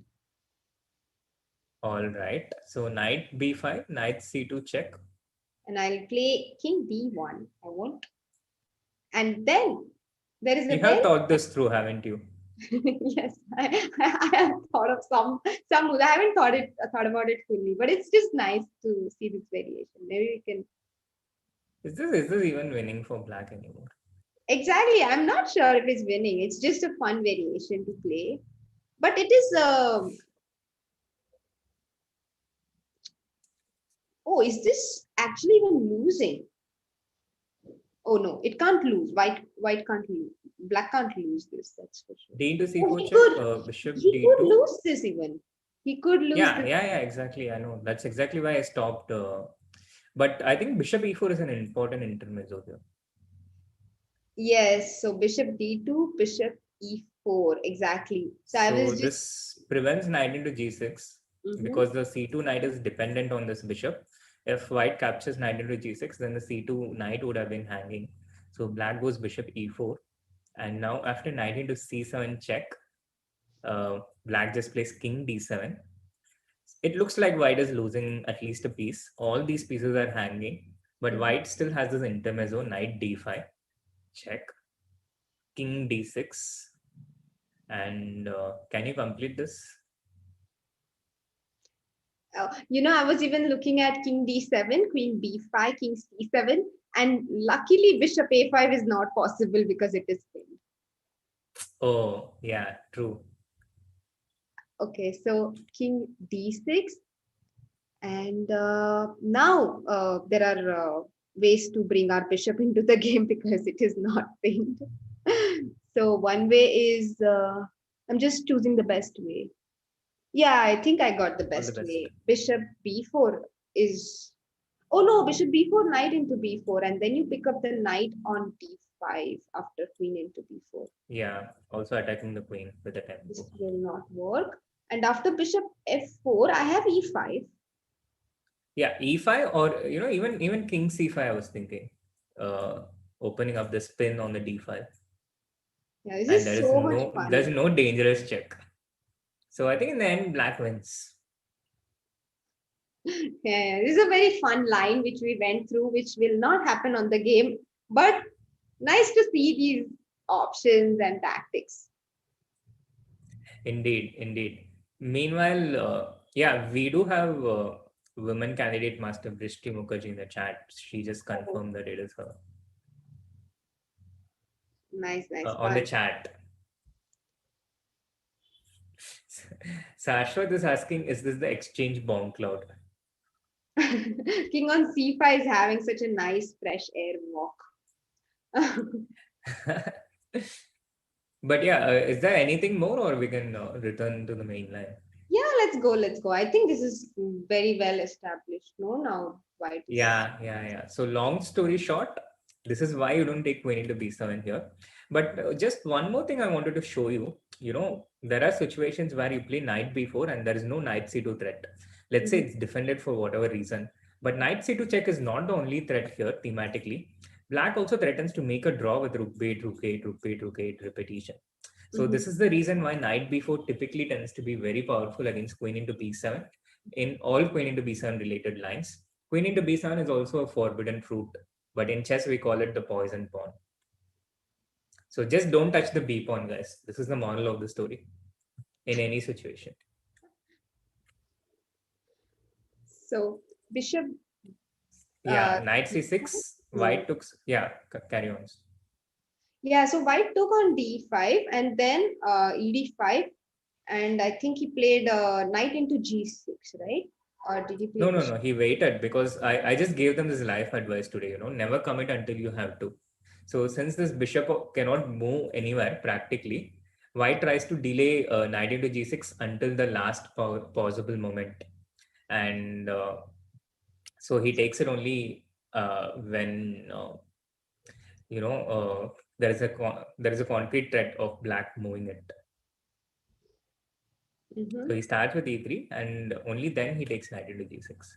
H into g6, bishop d2, short castle, bishop d3, and he has this position with the pair of bishops.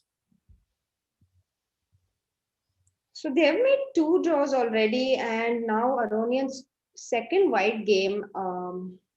Actually, it's interesting that Artemiev, he didn't go for this Grunfeld setup that he went for against Ding, and he went for this solid line instead with d5 Aronian. and bishop f5. Yes, No, but yeah, what you're saying is true. interesting. Absolutely. He didn't go for.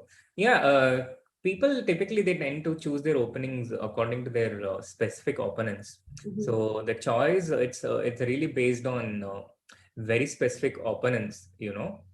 Their strengths, their weaknesses, their tendencies. Most importantly, everyone has certain tendencies in the opening, and the choices are largely defined according to that. So every top player they have this huge range of openings, and typically they tend to their opening choices. It's based on not just what they are capable of, but their opponent's very specific tendencies. Yeah, absolutely. And I think we spend a lot of time choosing what to play before the game rather than checking the line. Checking the line is less time consuming rather than deciding which opening to go for. Because usually, once you're a professional, you're not playing just one line with either color and you have some choices. And it takes some, at least for me, it's always taken more time than actually checking the line. What about you, Sri? Yeah, I think it takes about an hour or two for me to check my opponent, and then I used to spend about 4 hours preparing and checking different options. But I tend to decide fast. I mean, you have to take decisions at You one used to point. Yeah. prepare for 4 hours before the game? Yeah. I used to. Once upon a time, when chess was played over the board in the classical Really? format. Like every time you would spend 4 hours before the game? To Yeah. Once upon a time, long ago, in a land when there was no COVID, when chess was played over the board in classical format, I used to I used to spend time um, It used That's to take actually like very approximately. unusual because they always advise to conserve your energy and not prepare much before the game, right? Like very Yeah, few but you know play. what people advise and what they do, it tends to be very different in general. Really, you think so? Like this Yeah, advice is yeah. only for other people, now, so that they don't progress as much. No, no, not like that. Not like that. But there are so many things to check, and you want to be really well prepared. Hmm. So especially for me, because I stopped playing chess completely professionally at some point. I was a semi-professional, Hmm. so there are a lot of things which I prepare for others, but I don't have time to go through it myself. So before the game, I really have to catch up on a lot of information because it's all there on my computer, but it's not on my brain the same way it is for the players. So in my case specifically, I had to, otherwise I would suffer on the board. I see. For me, I usually tend to do better when I don't prepare much before the game because then I have more energy to play. But then again, it depends on what kind of work I've done before the tournament. If I've worked a lot on openings, then this works very well. But then if I haven't, then before the game, you have so many things to check and you've forgotten everything. And oh God, it's like such a tiring process because by the time you reach the game, you're yawning. Yeah, like you're so tired. You've already prepared for 3, 4 hours before the game. So it doesn't work out really well for me to prepare a lot. And I would prefer to actually rest as far as possible. Yeah. It also depends. It depends on the individual, and it also depends on what stage they are in, and a lot of other factors. So one of the last tournaments I won, the Kolkata Open in 2018, the games used to be at 3 p.m. and we used to get into the car at 2:30. So just before getting into the car, I used to transfer some of the files to my phone for a last minute revision. Oh my God, And really? Oh yeah, my yeah, I would God. just copy and paste the PGN on my messenger, and in messenger you can send files to yourself, send messages to yourself. So I would just do that, and I would be checking stuff, till about 2:50 on my phone before I would have to turn the phone in, before entering the playing hall. I was checking that till the last moment, and some of the lines it came exactly on the board, so it was Wow. worth it. I Oh, even that's won a game brilliant. in 10 moves, but that's not related to any specific special opening preparation. That's brilliant. And I think, is this a tournament you won? You won a Yeah, tournament. yeah, yeah. It's a tournament I won. Yeah. Uh-huh. Yes, I remember you won a tournament in Kolkata and it was a really strong Grandmaster tournament. So. Yeah. I think that's the only tournament I won in Kolkata. Mhm. Nice. Then it's completely worth it. Yeah, then it's completely worth it. By the way, talking about pre-game preparation and deciding which opening to play, I have a very funny story. So I once was playing against Debashish Das, who is a grandmaster from Odisha, and I had played with him earlier like twice and had lost twice both the times. Okay, this was the third Hmm. time I was playing with him, and all 3 times I was black. No, I was white once and I was black once, and this time also I was playing black in 2018. And it was a Slav defense game, and he had prepared some opening novelty and all. Okay, very jazzy stuff, but I managed to, complicate matters, and actually I even got a good position, but then I couldn't really convert it, and it was probably equal, but I had some initiative, and then finally we drew. And usually in over the board tournaments, for the chat I'm telling ki game के बाद आप अपने opponent के साथ game analyse करते हो. Analysis room होता है, एक अच्छे से मस्त एनालिसिस रूम होता है, and you discuss the game with your opponent and you share your thoughts and everything. It's a lot of it's a huge learning experience and I always try to do that. तो मैंने मेरे opponent को पूछा एकदम politely, हम करेंगे क्या? हाँ, analyse. And he is like, हाँ दीदी, चलो चलो. And all, like, we analyzed the game for half an hour. All the analysis was from my end. From his end, there was only one line every few seconds. I should have chosen a different opening against you. I should have chosen a different. I'm like, dude, we played an entire game. I understand your regret, but like this is not game analysis, you know. You can do this when you go home, like this, all this regret thing. Oh, it was hilarious. Found it so amusing. That is Very, that is typically how life goes. Yeah, that's yeah, typically yeah, how yeah. people think about life. Instead of thinking about what is in front of you, you think about what you could have done 10 years ago. Yeah, Yeah. yeah, yeah, True. absolutely. So chess actually, people in the chat ask कि chess कैसे help करता है. Many times we have these super chat questions, yeah, and we give like 1,000 answers, 1,000 different answers. But I think this is one of the things, yeah. You in chess, you have to think about the present moment. Like you have to think about the position in front of you. You can't think about अरे 10 move पहले क्या करना चाहिए था, 20 move पहले क्या करना चाहिए था. Those thoughts are completely irrelevant because you have to play the position on the board. And I think in life also, whole of 2010 and this whole decade has been about live in the present moment, live in the present moment. All the big TED talks were about this. So I think chess helps a lot in that. Right. Coming back to the present moment, it looks like Aronian has made some major progress in the game while we were pondering about the bigger questions of life. Yeah. And Yeah. chat, once again, a very simple strategic question. If I make a random move with black, something like g6, then how would you respond as white? This is a very simple question for you. But on the other hand, uh, I think appropriate. This is the first question. While you're pondering upon this, while we get your chat messages, the other question: why is this question showing such a big spike for white? Now, I would really love for some of you, not for all of you, because some of you might just enjoy watching it completely casually. But for some of you who are interested in the more finer aspects of chess, to really start asking these questions whenever you see any live game going on. Why is the bar showing such a big spike? Why exactly? And if you're not able to understand this why as obviously, then the bar evaluation has almost very little relevance. So that is also a question for you. Why do you think white has such a big advantage, and how can white try and make more of it in this position? What would Aronian try to do to convert this? But first of all, what is the factor that leads to such a big advantage for white? Uh, let's hear it from you guys.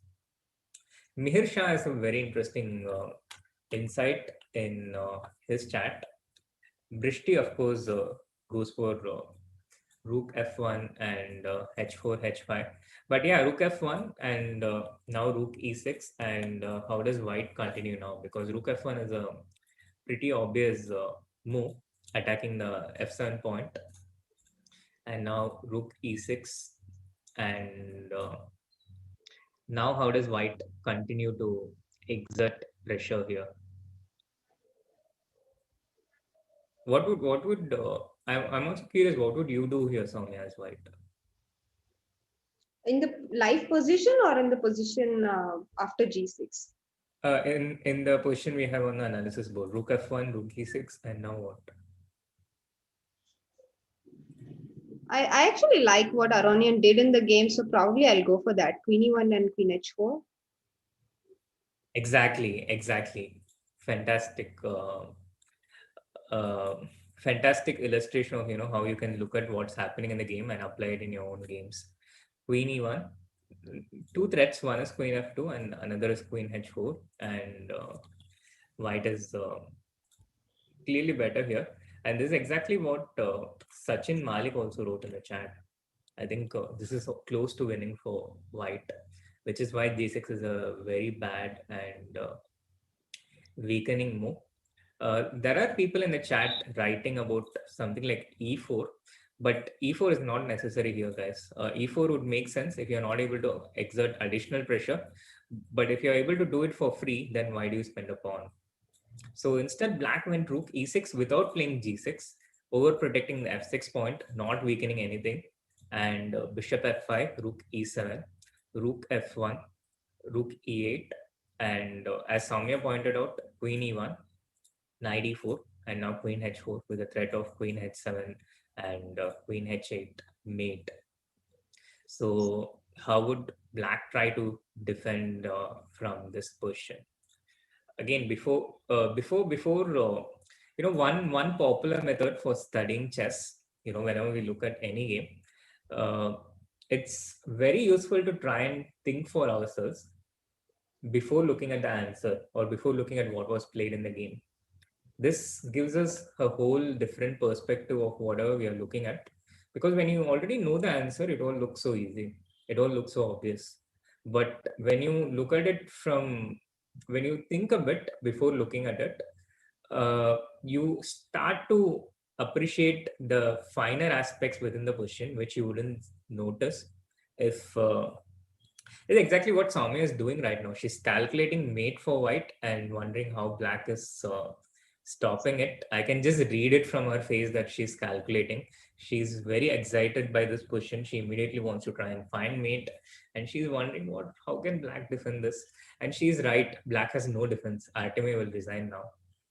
But yeah, so G6 was not the best move. G6 was not the best defense. Queen h6 is forced, no? He had to play queen h6, good or bad, because now bishop into g6 on the live board, or even bishop e4 works. Oh yeah, bishop into e4. Very simple and and Artemiev has resigned. Yeah, this idea with rook f3, rook e1, rook f1, queen e1, queen h4, rook coming to h3, so powerful, so simple and powerful and clean, and just won the game for Aronian actually. Very nice. Yes, absolutely. As Brishti says in the chat, queen h6 was the only move. And Saugata in the other chat has also been right throughout the broadcast today. So queen h6. But here, how does white win? Once again, I think this is a question that the chat can solve. Some of the chat can solve. How does white win here? White to play, and the variation, the winning variation is, I think, a few moves long. It's not easy, but it's not too difficult either. And it's based on all the different weaknesses that black has in this position, which white exploits ruthlessly. Principle of several different weaknesses.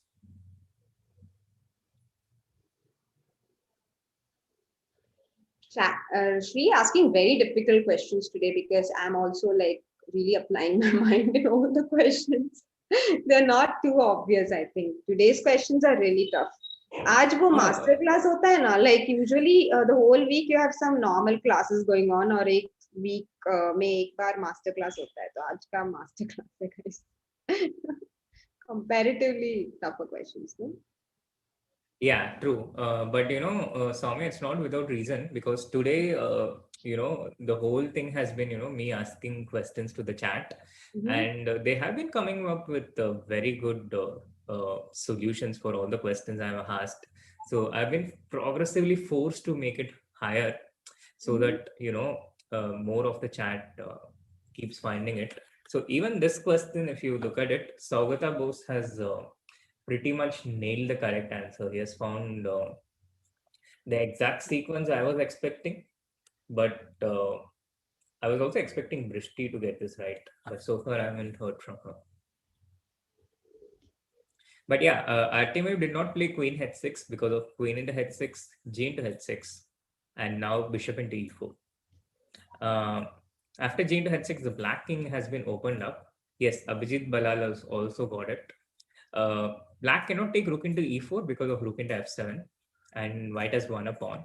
And if you take on e3, then white will take on c7. So for this reason, black has to take d into e4, and now rook g3 check. The king can go to h8, h7, or f8. If it goes to h8, it directly comes under this pin, d5 check. And you can defend with knight e5, but at the very least, white will win a pawn with rook f4 or bishop into e5, rook into f7. There are so many different ways for white to win. So king h8 is ruled out. King h7 is ruled out for the same reason. After d5, it's not a check, but this allows white to play rook g7, and this kills everything.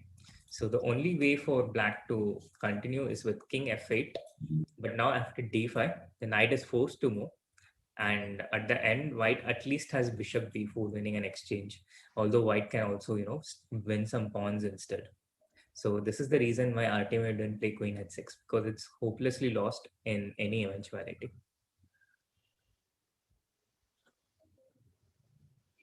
Yeah. By the way, Carlsen versus Ding has started and they are already into a middle game kind of position. Can we have a look there? Yeah, we have the Magnus Ding. We have the Magnus Ding game on the screen, and Magnus is showing some kind of a magic where his hand disappears every few seconds and reappears. Now it's back. And I guess in a few seconds it will disappear again. So Soumya, the Caracon defense with the exchange variation. Yeah, exactly. F6. This bishop g4 stuff, I mean, I remember they play queen c7. One of the options was to play queen c7, which Ding goes for, with the idea to not allow bishop f4. So it's actually very subtle, yeah. Like after bishop d3, you're not allowing bishop f5 on the fourth move. White plays bishop d3, not allowing black to play bishop f5. And after c3, bishop g4, queen d3. Queen c7 not only defends the pawn on c7, b7, but also doesn't allow bishop f4. Maybe we can ask chat what happens. Yes. Yeah. This is, I think, a perfect question. Black to play. So guys, what happens after bishop f4, queen f4? Can white and queen b7? Is white winning an exchange? या black के पास कुछ ऐसा है जो white ने miss कर दिया और बहुत ज़्यादा regret किया? Actually, I have a better way of phrasing that question, but that might be a bit of a spoiler, so I'll phrase it after I receive some answers from the chat. Nice, good stuff. Yeah, Vishal, a lot of people have found it. So what I was going to ask is, does white win an exchange or does it end like one of VD's games? And the answer is, it does end like one of VD's games. Queen into b7 and queen c1 is checkmate. Have you ever missed a mate in one? Not in a classical game. Yeah, in a classical game only. You haven't? No. So my opponent once missed a mate in one on me in a world team championship. It was a very crucial game. And she missed a mate in one on me and she was still winning actually. And then I managed to finally draw the game. I was so happy. Who was your opponent? Oh, my opponent actually was a very strong chess player, international master Nino Kurtsidze. Unfortunately, she's no more. But she was a very, very strong grandmaster from Georgia. And we were playing the Georgian team. And it was a very important game for us. And she somehow missed this mate in one. It's actually very it's something that doesn't happen often. That's the reason chat के लिए, just to tell the chat, ये सब बहुत ही rare होता है कि आपके opponent आप पे mate in one miss कर दे. And I remember once in Kramnik versus Topalov match, Topalov missed a mate in two on Kramnik. In their world championship match. Yeah, I remember that. Yeah, I do remember that. Yeah. And these things are so rare that you always remember them. You can never forget it. So. Yeah, reminds me of this recent game Magnus Carlsen had. In one of his blitz games that he was streaming, and at this point, Magnus actually played knight f6. And chat, how does white win here? Brishti, you're not allowed to answer this. And Saugata, you too. So this is a popular trap which we see in the beginner's book. This is Samay's And- favorite trap. Hint. This is Samay's favorite trap, guys. ये white से ये black से उसको उस Budapest Gambit में आते रहता है ये trap. Oh my God, Samay loves to play that Budapest Gambit. I know, and it's not So just proud Samay's of it. favorite, Yeah. but also Joel, who actually joins me for the learning chess series on Chess24 India. Like, did you know that? So we used to have this weekly learning chess series in Chess24 India. It was a lovely little thing. I would teach someone chess and for 45 minutes, and then the next 45 minutes they play against the Discord members of Chess24 India. So every week they get a chance to play against either Joel or Angad or Nihaya and so many other guests. And this exactly happened in one of Joel's games with the Discord. He played knight f6 here, and Joel, right? He goes on about he's like the AD. He's like AD version of.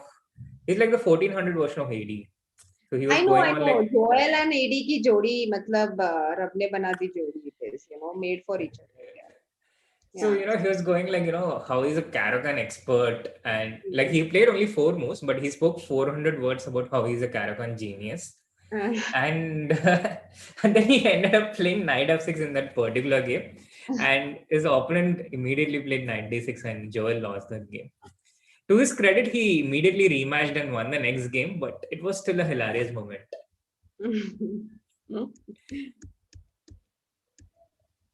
So I think Samay will be happy that he managed to teach this trap, which people used to beat Joel, his eternal rival. So the game went in a completely different direction, right? The game went after Yeah. Please take us through it. Where would you like to continue from? Yes, so after ED-CD, this is the Caro-Kann exchange and bishop d3, knight f6, c3, bishop d4, queen b3, queen c7. यहाँ तक हमने game देखा and we were discussing how bishop f4 doesn't work here.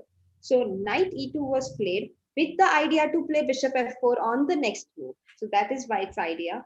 Black took on bishop e2 with the bishop e2 and e6. अभी black ने अपना light square bishop दे दिया है, so he can put his pawns on the light square and create a very strong center. He will next go bishop d6. So after knight d2, he puts his bishop on d6, bishop and queen forming a battery on the b8 h2 diagonal, making it difficult for white to make a castle. So white goes knight f3, supporting the h2 pawn. Next move, short castle karenge, knight c6. And here actually, instead of playing short castle, white played g3 because he does not intend to castle short. G3, H5, bishop E3, long castle, and white also went long castle here. यहाँ पे knight A5 खेला black ने, pushing the queen back to C2 and also threatening knight C4. Queen C2, knight C4 in, bishop G5. White has a pair of bishops, but position इतनी open नहीं है, इसलिए the bishop pair doesn't necessarily give white an advantage because the center is closed and the knights and black's knight on c4 is actually very, very strong. So after bishop g5, black played king b8 and white took on c4 with the bishop. I think that knight on c4 is so annoying कि Magnus को लगा छोड़ो bishop दे देते उस knight के लिए, much more comfortable position लेके खेलेंगे. And then Magnus played knight e5. So now bishop e5 is impossible because of pawn into e5 and the knight is pinned. Or exchange चला जाएगा basically. So knight e5, queen c7 back, king b1, rook c8. Bishop f4 खेला यहाँ Magnus ने क्योंकि इस diagonal पे रखना actually काफी अच्छा होगा, and if he can maintain the knight on e5, he will have some pressure on black's position. There is also a tactical threat here, yeah. It's a trap actually. A very nice trap also set by white. There's a tactical idea, which again maybe the chat can find. White to play what is black's threat, which explains why black played the move he played. Yeah, white to play what is white's threat, yeah? If white... Yeah, white to play. If it is white to play, what is white's threat here? Did I say what is black's threat? Did I mix things up? That's fine. It's okay. Sorry.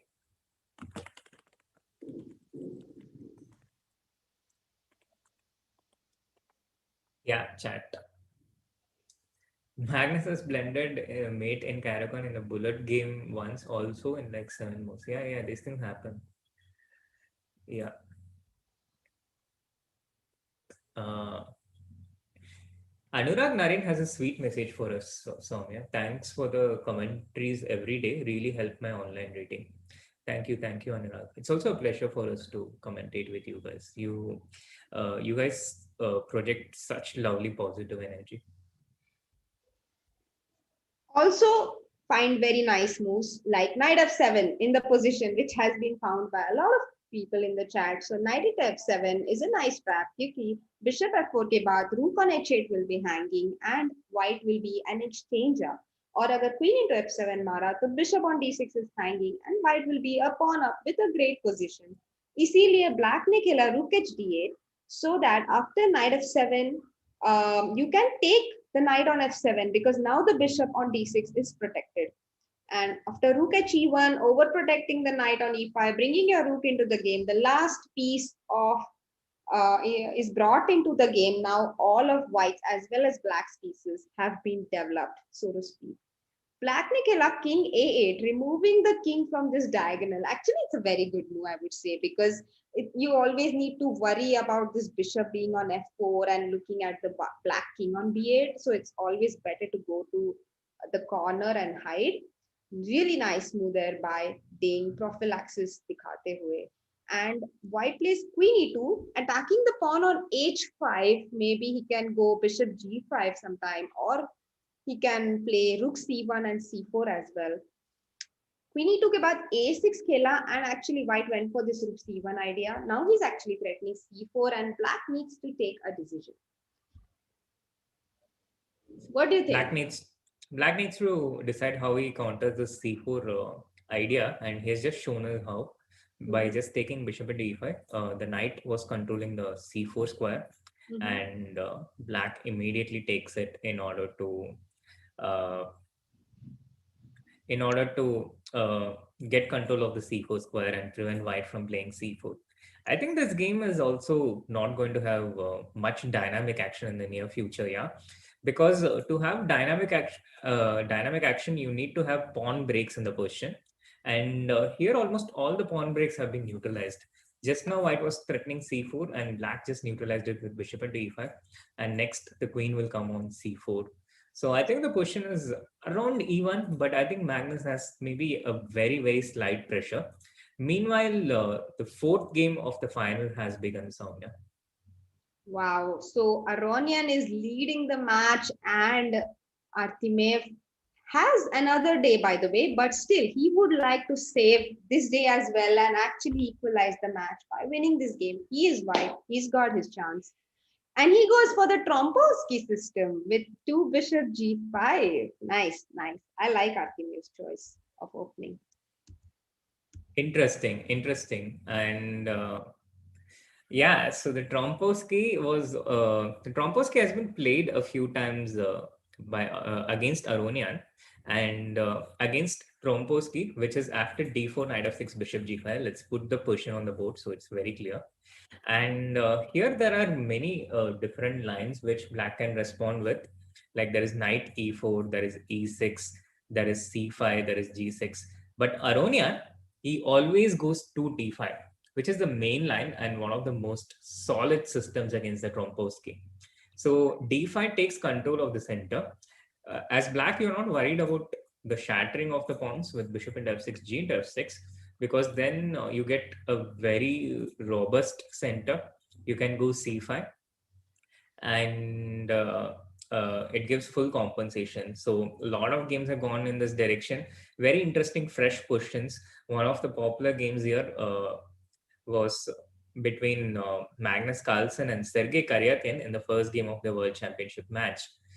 Apart from that, white also has setups where he doesn't take bishop at f6 immediately, but simply goes knight d2. And now after c5, e3, c into d4, e into d4. Two questions for you, chat. None of them related to direct tactical moves, which you are seeing really well these days. The questions, which pawn structure formation is this? What is it called as? That is the first question. Second question, if you had to relate this to a 1 e4 opening, which opening would it be? In which opening does this pawn structure arise the most from?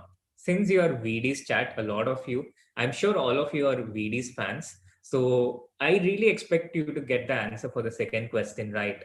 So first question, what is this pawn structure called? Second, if this opening had come from 1 e4, what is the most likeliest opening it came from based on the pawn structure? And if you can get good at detecting different pawn structures, then you'll get really good at understanding openings in general, because although there are a lot of openings in chess, the amount of pawn structures in chess much more limited. So once you get the hang of it, once you start noticing patterns within the pawn structure, you will start noticing things better, and you'll be able to play a lot more openings in general, because then you don't have to know the openings concretely, but you will start looking at the general ideas. Soumya, how are the answers in the chat? No, I think Shabajot Singh got it right, one of the answers, and I see Fazeh Fine also getting it right. But I Yeah, think it's a and very difficult question. I'm just like a little surprised that some of I gave a huge that. clue. I gave a huge clue that they are fans of VD. Just But based still, on that, they can guess. I think And guessing Mihir Shah has found it. So has Pranav Karve. yeah. So yeah, some of them did find it, and kudos really, because I think it's very hard to understand pawn structures in chess. And once you reach that level, then that means you're already playing at a good level. So yeah, it is the Carlsbad structure, and it is a structure that we also reach from the Caro-Kann opening. That is true. Exchange Caro-Kann.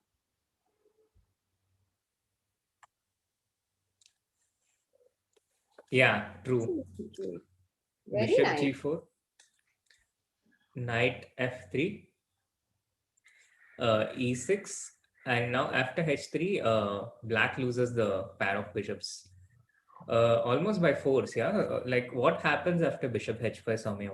Why is black choosing to give bishop into f3? Why not bishop h5?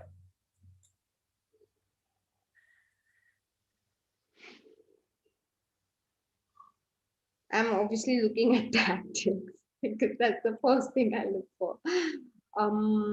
No, not looking at any specific tactic here. Meanwhile, an update on the Magnus Ding I match. actually It think has.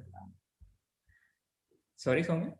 I actually think there is a tactic on the board. No, like after bishop h5, just give a check on b5 and play g4 and knight e5. It's not so easy, no? Yeah, exactly. That is true. That is true. This bishop b5 check is very powerful. I did not see this. So bishop b5 check, black has to go knight c6. And after g4, bishop g6, knight e5. If this knight was on d7, this would be directly losing Mm-hmm. because of the pin. One of the knights is lost. So knight c6, g4, bishop g6, knight e5. And this also winning in some way? But in general, I don't I don't think it's winning because black has this queen b6 idea and attacking the bishop on b5, but it is very good for white. No, after queen e2, let's say queen b6, queen e2. I mean, I was yeah.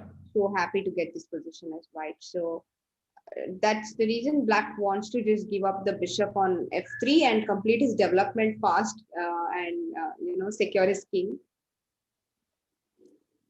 Yeah. Also in general, this G4 knight e5 is very powerful in a lot of different such positions. That is why H3, bishop into F3. Saugata is asking, isn't this the reverse of Carlsbad structure? What is your answer on that? I actually don't look at structures as reversed or not reversed. No, Yeah, structures are the same with whichever side you see it from. So exactly. Yes, the structures are the same. So whichever side you see it from. That's why I didn't call it reverse, but you could say that actually, because practically we see uh, practically we see it mostly from the white side, yeah. So Yeah, we have seen a lot of Carlsbad structures in the CCT and challenges test tour as well, actually. yeah, true. The Julius Bar Challenges Chess Tour, which will also continue in July, by the way. A very exciting event. It's going to see a radically different field with a lot of new faces, because a lot of the existing faces are playing in the World Cup. So that is going to be a very interesting tournament and a lot of opportunities for a lot of new kids. Queen C7. Is a pawn worth the bishop pair generally? Usually no. Because usually pawns are valued a lot, and especially with Vidit, since this is Vidit's channel, pawns are worth even more. Yeah, it completely depends on the position. Yeah, I mean, these are things which you cannot really say generally, but yeah, of course, generally the reason why pawn is 1 point, rook is 5 points, bishop is 3 points is because if all other things remain equal, then they are very valuable. But it depends on the position on the board. In some positions, you can give up a whole rook, you can give up an exchange because you get a great attack. In some positions it would be simply a blunder, so it depends. Yeah, true. It depends on the specific position. Queen c7 on the Yeah, board, I'm expecting queen e2 and long castle, but even short castle would be fine. Let's see what Artemiev does. Yeah, he goes short castle. Actually, Artemiev is such a classical player, I don't know why I thought he would go long castle. because you just saw it in the Magnus Ding game in a very similar position. Yeah, and also long castle seems very tempting, no? Because black is going to play on the king side.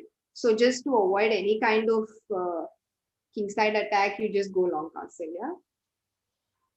Yeah, true. But in this exchange Karakan types of questions, I can only relate it to the exchange Karakan based on the pawn structure, because those are the most familiar questions from here, the most similar ones. And in these exchange Karakan questions, I just think uh, short castle is a lot more common. And now rook c1 and white tries to break with c4.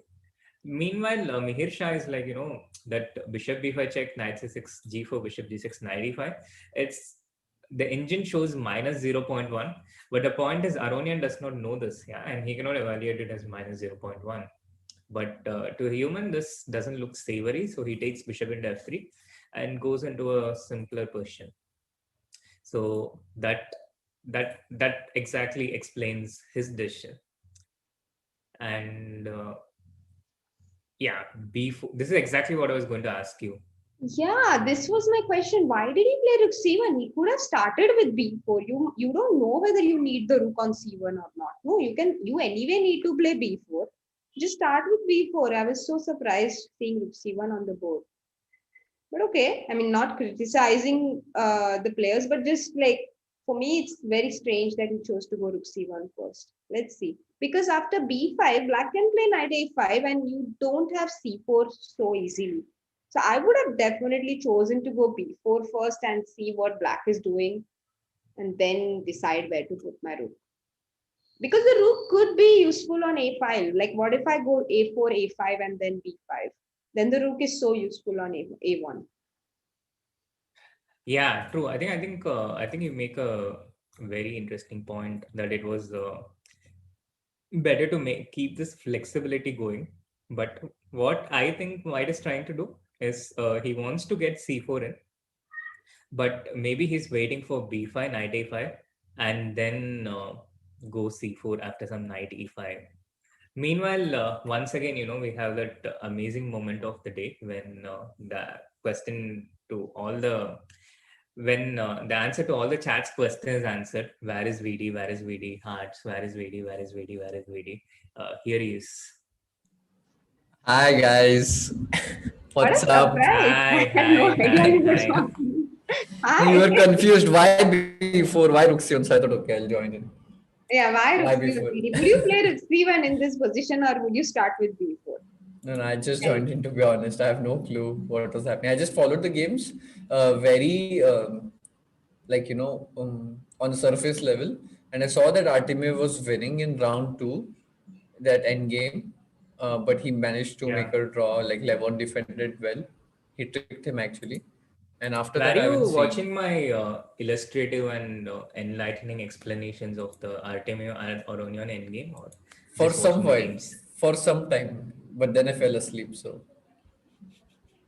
No, no, just kidding. Thank you, Vidit. Just kidding. No, I watched for some time, and then because I find it very hard to multitask. So if I'm listening to something and doing my practice, then I find it very hard. So then I had to just like watch the games after it was over.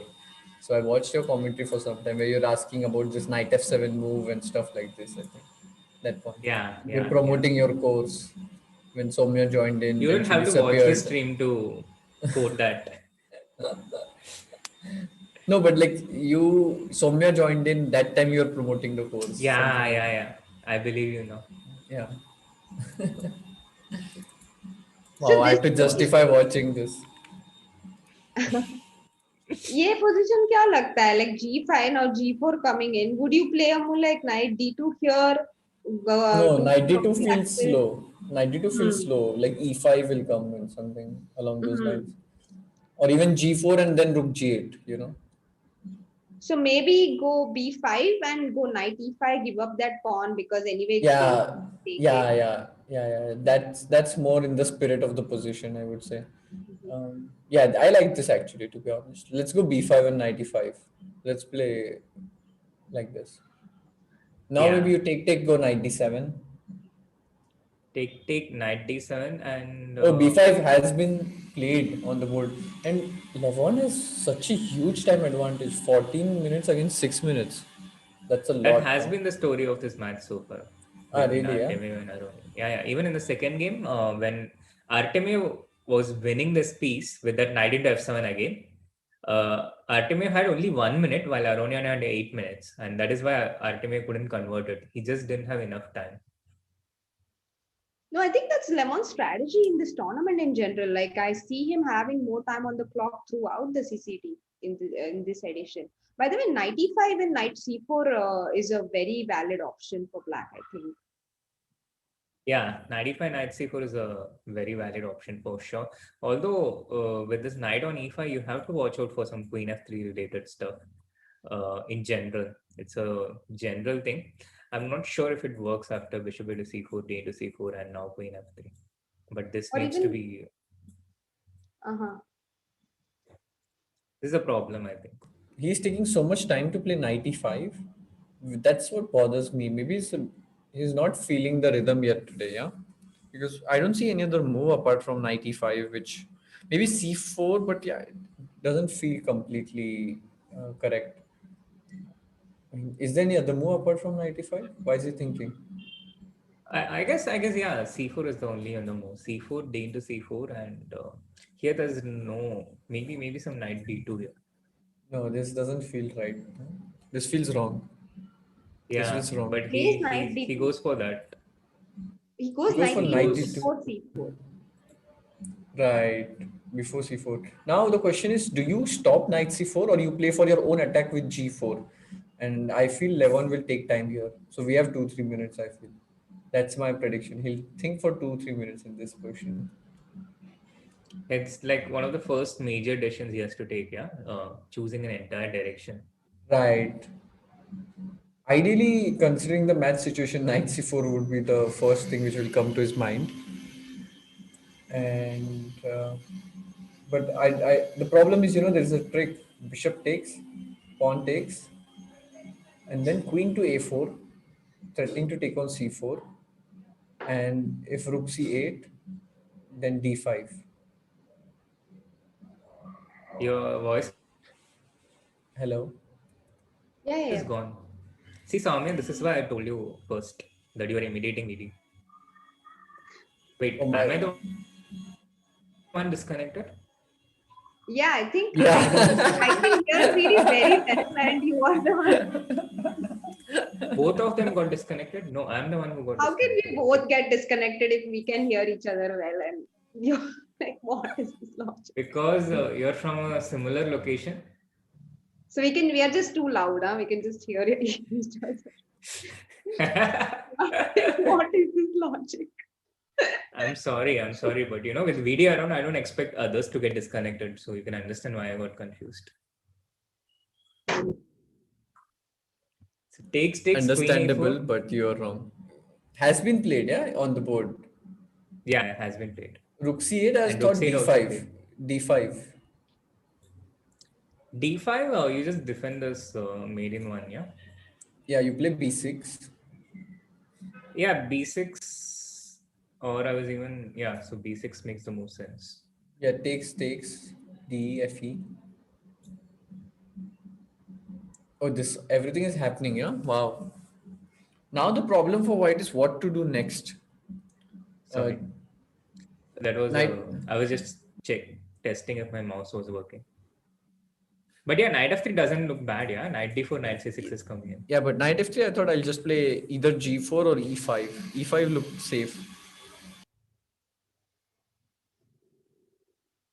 e4, knight d4 I was thinking. But maybe I'm just burning too much in my quest to get the knight to c6, yeah? Yeah, gh3. If you get checkmate, you get GH3, checkmate. knight So that's c6 check. It's just that it might not happen. King 8 and now g into h3. King 8 and all good. But this He has gone for the knight rook f3. was So on he D1. Yeah, he just does look at the ugly rook on take my C5. prescription. We are back with the prescriptions. But now Levon might play Sorry? e5. Oh my god. That's what I Let's thought as well. just see this rook on C1. It's doing literally nothing. So if the rook, if he had saved a move there, his rook would have been on D1 now, and in that line that you were showing, we would have had rook D6 in the end. Wow. See, Meanwhile, I'm knight telling f3, you, g4.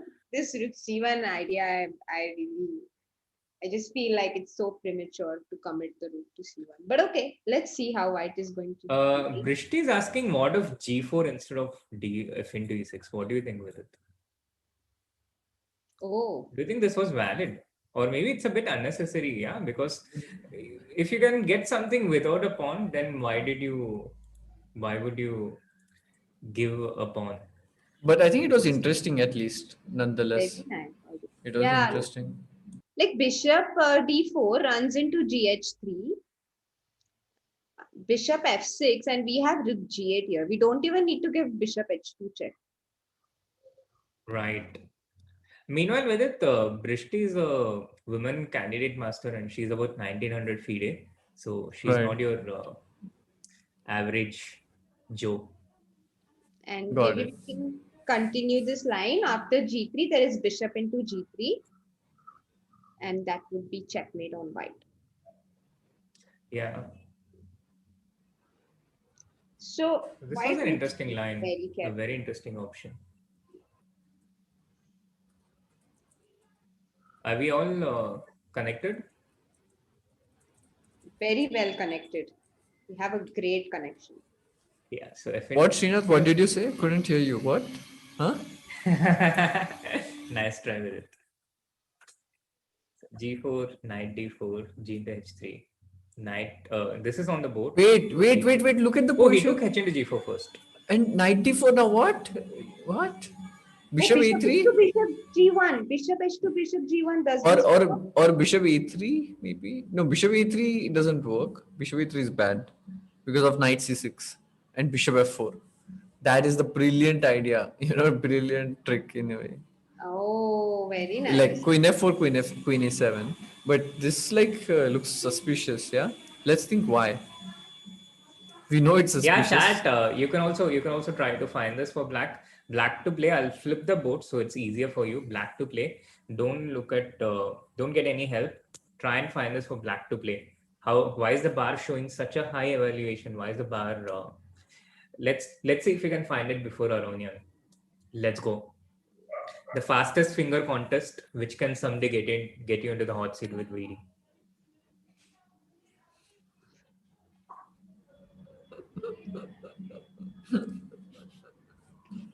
Soumya, why are you Are you laughing, guys Soumya? laughing so much? Soumya, why are you laughing? I just think Why? it is so easy to turn this into PG-13, like, all of what Srinath says. I mean, an innocent Sorry, I'll KBC control my reference. mind. An I'll innocent. control. Yeah, I mean, Soumya. Soumya spoiled. Soumya spoiled. Soumya is truly spoiled. So knight c6, king 8, and now what? Bishop c5 is the threat. I like, how Soumya suddenly starts to read out all Yeah, the news. I know. Like, He does this. like after laughing and then like suddenly knight 6, bishop e5, king g7. Interesting. What a position. Like, It's like nothing how happened. you change the channel in the TV. I have a question. Okay, this is also very good. I think everything works in this position. That's why he chose this bishop h2, bishop d1. But even bishop c5 was good. I think so.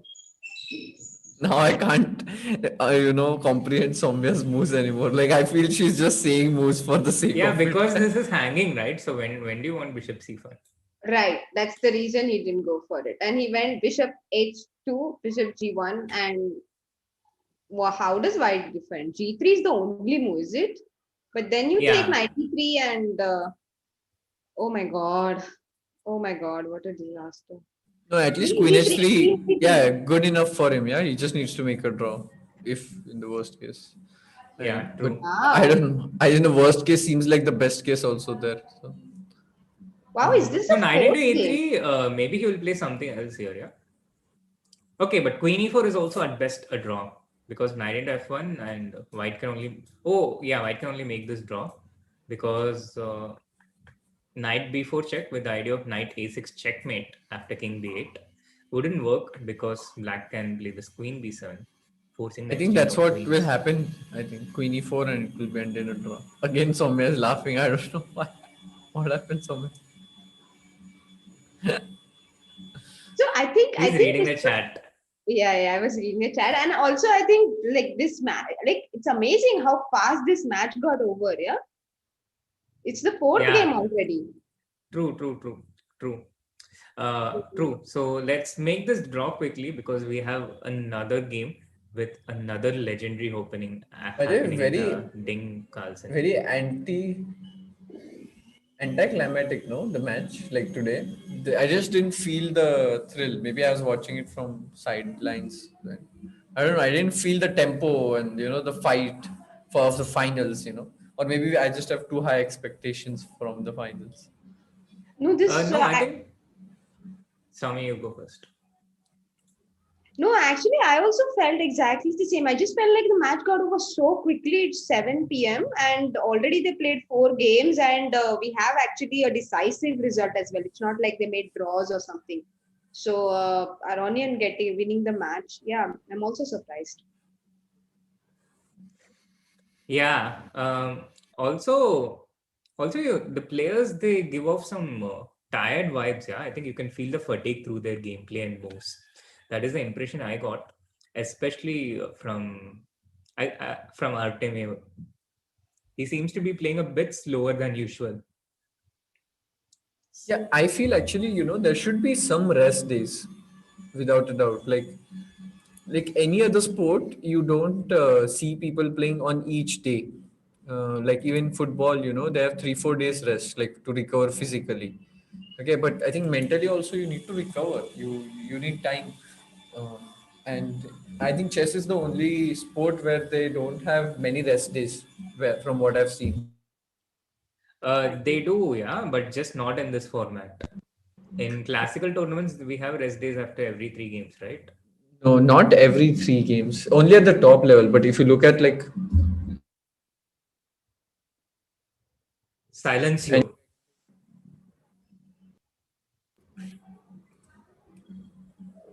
Your mic was off for a few seconds. is it? I changed Yeah, the mic now. yeah, it's back. I don't It's know. back. Something strange happens to my mic. I performed the counter course. So I feel like there are a lot of things that should be changed. As recently also talking and discussing that the classical chess should be of maximum 1 hour each and 30 seconds of increment. That's all. And you don't need more time than this, I feel, for classical chess. You keep classical chess, but this should be the time limit. 1 hour each, 30 seconds increment, no 40 moves business, nothing like that. The games will maximum last for 2-3 hours. And that's good enough time control, I think. Wow, Interesting. really? What are your thoughts? Yeah, yeah. You Because don't like this this? You won't play in Aeroflot next year? no, I think this is simply too long. What they have, like 2 hours for 40 moves. Okay, then you get another 50 minutes for the next 20 moves. After reaching 60 moves, you get another 15 minutes. मतलब क्या है, मतलब वहाँ पे सोना थोड़ी, इतना इतना क्यों खेलना है? But don't you think like the quality of the games improves or it doesn't affect it? Have you felt like, let's say, let's compare your own games from a tournament which has longer time control, let's say Isle of Man, Gibraltar, Aeroflot Open, Tata Steel. Let's I compare think your games. there'll be a drop in quality somewhere, but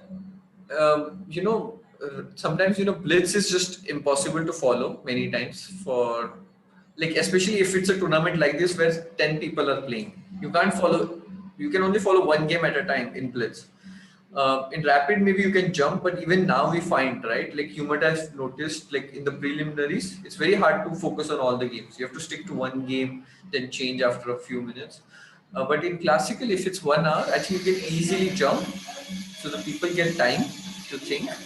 And also commercially it's viable, I feel, to as a broadcast. I think people can watch it. Like a football game is 90 minutes and many people watch it, yeah, and then extra time it goes to 2 hours. So I think that's the sweet spot for classical chess. Very, very interesting. I think what has changed is, I think we have started paying a lot of attention to how it feels to watch chess. Yeah, having watched chess for the last 2 years, and it's not just about how it feels to play chess anymore. Yeah. Exactly. I mean, people have liked this online format, this rapid chess. So you have to, make changes accordingly. You cannot have the 6 hours long format. That's really ridiculous, I feel. But don't you Just think to, like instead we could have three formats? Like, for example, in cricket, people do watch test matches, no? Or do you think uh, it's not of much use? It's not adding that much value. people do watch it, but I feel we used to predominantly have only classical events. We never really had rapid or blitz events as much. But if the online chess has shown something in 1 year, it's time to listen to it, I feel, and make changes. Like previously, Test cricket also used to be of 6 days, then they made it of 5 days, for example.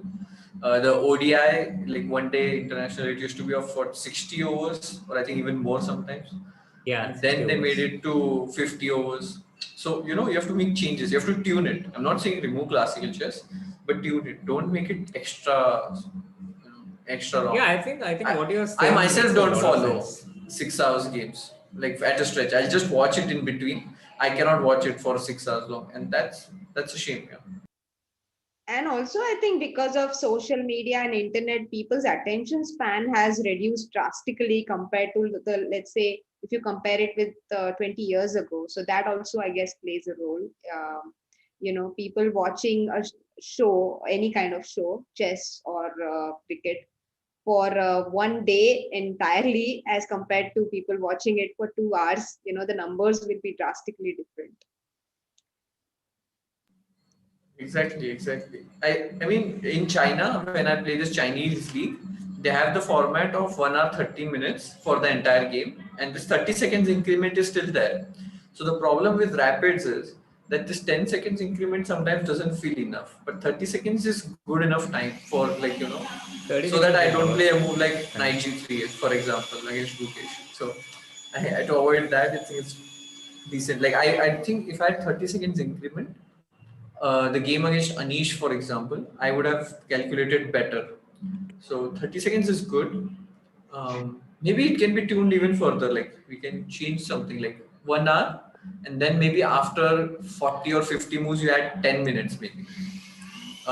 Not like half an hour or 30 minutes, half an hour or 50 minutes, but 10 minutes, so that you also get a restroom break, because because of how tense the game can be. I think it makes sense to have a restroom break. Do you think there should be a timeout if you are in time pressure and you want to go to the rest? I really think there should be an option. Kamsky said once, that people should simply not be allowed to use the restroom. He told, like, in any other sport, have you seen people using restroom? No, right? So in chess also they should be allowed. Tennis, It's easy. tennis you can take, no? There is a gap between sets and. Okay. I was not sure, but I saw Kamsky tweeted this once, and it was hilarious. Like, I was like, no, I will not sign up for this. Yeah, we'll change up. Everyone will have to change their sport, I think. I mean, what are you supposed to do? Diapers will see an increased sale, so people should start stocking. Okay, Srinath. Okay, let's not go there.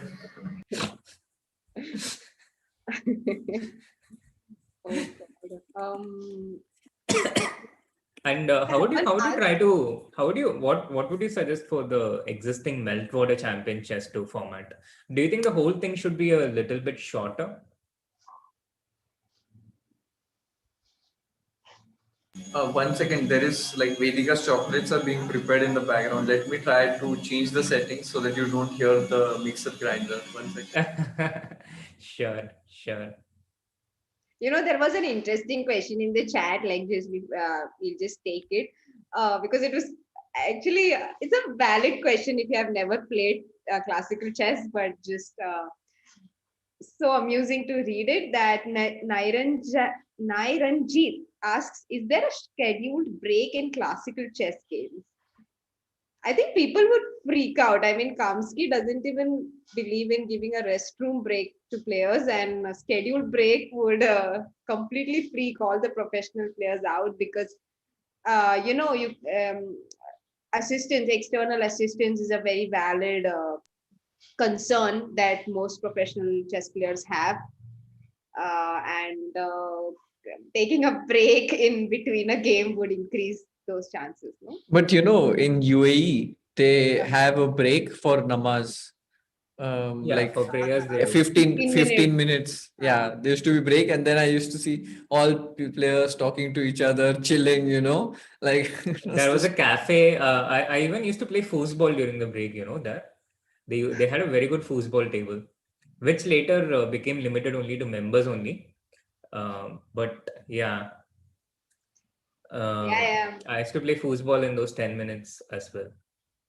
I played in Gibraltar last to last year, and there was some power outage during the tournament. So twice the light went out, and we took like 1 hour break between the games, and we were all in the balcony standing waiting for our games to begin. Interesting. That happens in Gibraltar too. Yeah, the whole of Gibraltar basically lost power, so you couldn't do anything about it. Vidit, there's a question on the Chess 24 India chat for you from Chris Keynes. The thoughts on few top players commenting on Abhi Mishra's achievement. Wow, that's a very controversial topic, no, nowadays. So let me, I'll tell you what I know about. Okay, so I think Nepo tweeted about his title, like that they should have one open event at least in consideration when it's GM now. And it was obvious that he was referring to Abhimanyu's recent title, because he said considering the recent records or something. So it was clearly obvious that it was against him, even though he doesn't mention it specifically. And then what I saw is Abhimanyu replied today. I mean, I don't think he has replied, but somebody probably who handles his account has replied that, I'm in general a positive guy, and something like I should quote it as it is, quote verbatim. Otherwise, it would be wrong. That would.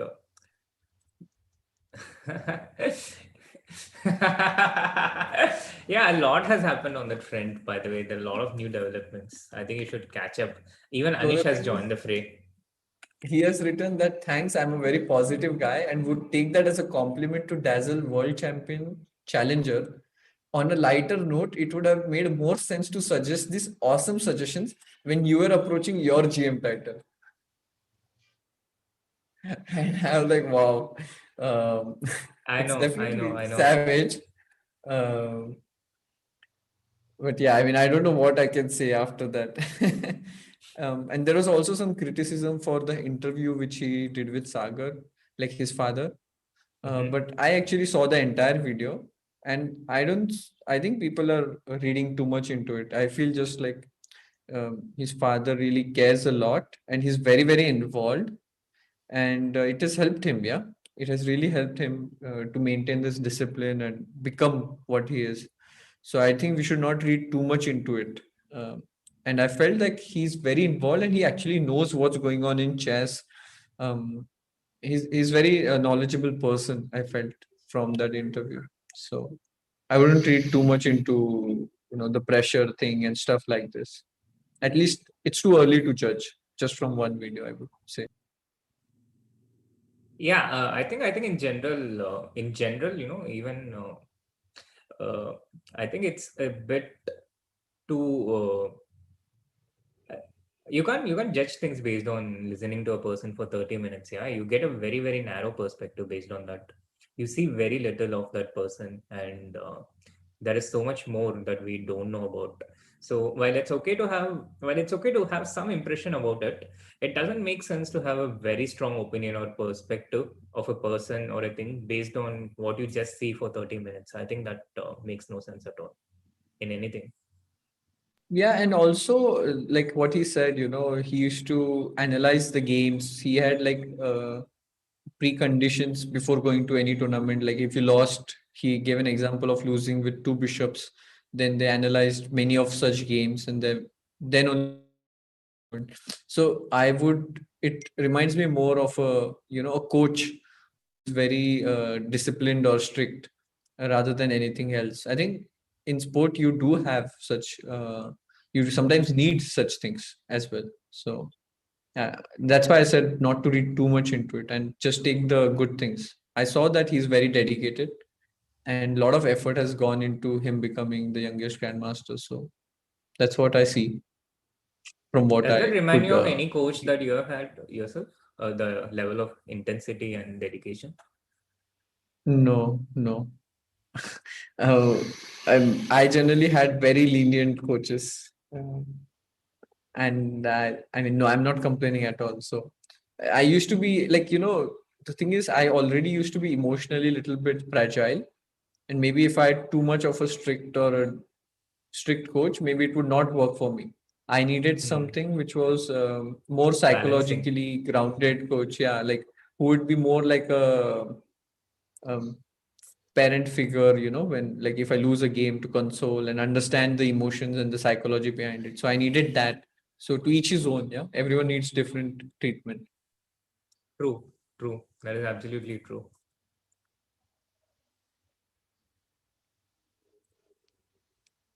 Everyone is saying Nepo replied, but I don't see the Nepo's reply. So I don't know. I Oh saw yeah, it, I but can. it's too Yeah, much. Like it's like going so wild. I mean, I don't know if we need to get into the details now because they have replied to each other and it's like too it's much, got I an think. ugly boy now. I mean, Uh, I don't know, like what is our business getting into those tweets, right? They're replying to each other. It's a personal conversation going on between them. I mean, why get into it? I don't Um, it, yeah, it's funny have, how it's going on. yeah, let them but have I their think we can read out Anish's tweet on this Hmm. whole thing. The only solution I see, Nepo versus Abhi Blitz adoption challenge.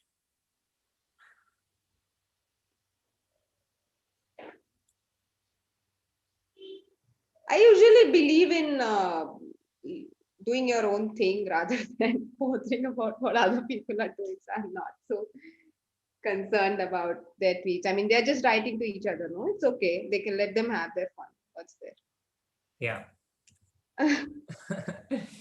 Yeah, so I But think people we can love end the drama. thread I with get it. I get it. People love drama, and they're like, "Oh my god, drama! Let's go where all the drama is." You know? it's not just Magnus versus people. going on. I think it's appropriate to end it with Anish's tweet. Yeah, I mean the king of Twitter, as he's called. Also, So we must not Magnus, miss Magnus versus Ding's final match. Magnus is leading the match, right, so far, and this is their fourth game. They have drawn 2 games, and Carlsen has won the first game. So Ding on the back foot, and E6 on the board actually. Look at the time difference. Like Magnus has been blitzing out throughout the game, and usually he does this when he is like, he doesn't care so much. Yeah. For him now, this third and fourth place match, I feel he doesn't care. And even like in the qualifying rounds, preliminaries, in the last round, if he has already qualified, he would blitz out the rest of the games or just make a quick draw. And that's what I feel. yeah, but he just took knight into a4 and allowed e6, and after this, it looks like white is suddenly better. The bishop is coming on to e6, the rook is coming on to c6, and later c7. All of this is coming by force, and black does not seem to have any way to prevent this, any possible way to prevent this. So e6, I think maybe Magnus. What could have Magnus missed though? Because after knight into a4, white was of course going to play e6, right? What else was white going to play? So what's happening here, Soumya?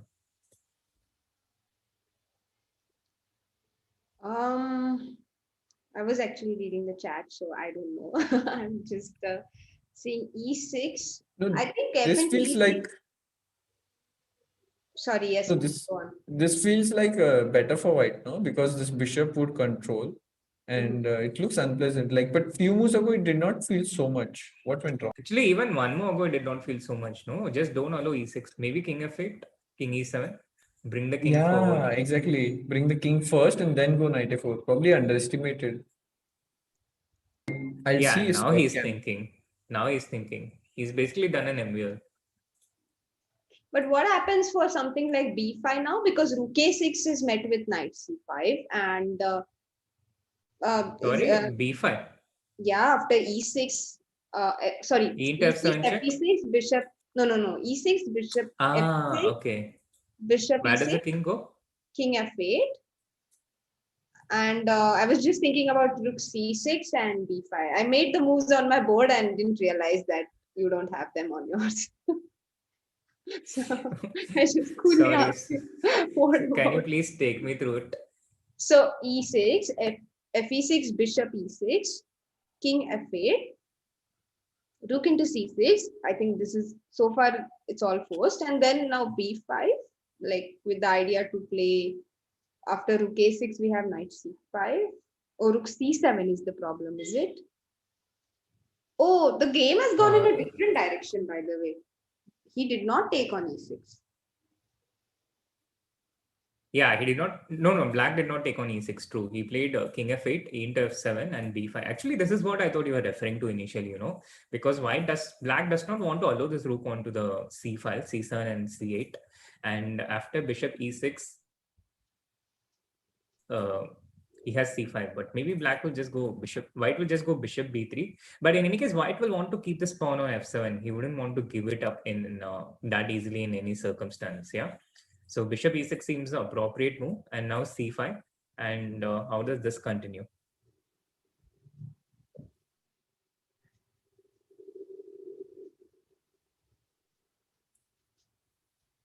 Are you thinking, calculating?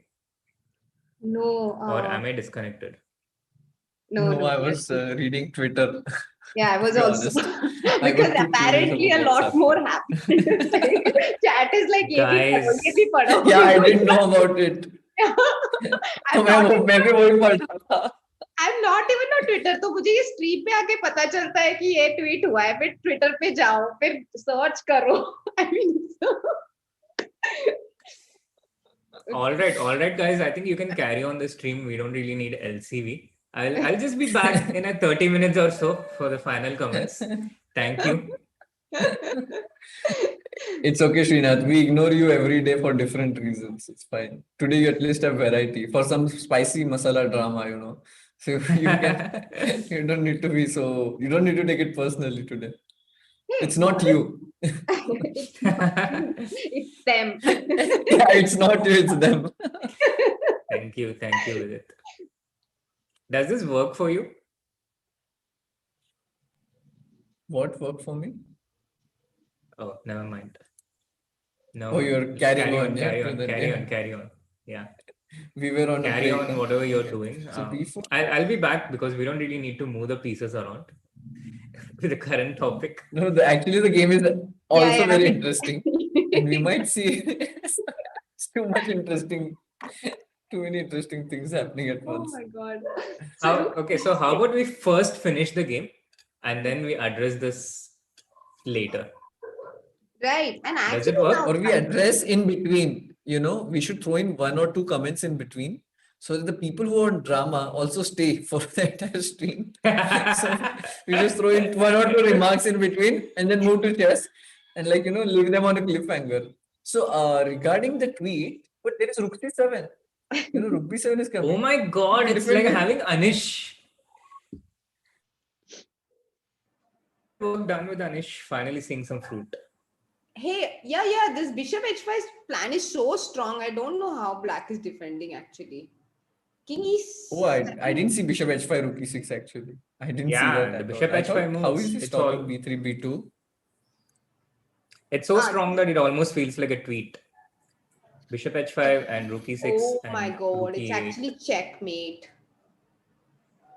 Oof. Oh, so bishop h5, he has to play king e7, yeah? He cannot just ignore... No, I think he has to take king into f7 now, no? He has to take this pawn. Yeah. So let's just show that after bishop h5, if you play king e7, there is a move like f5. So you don't really stop rook e6. Yeah, like AD says about 1b3. You can hide from it, but you cannot really stop it.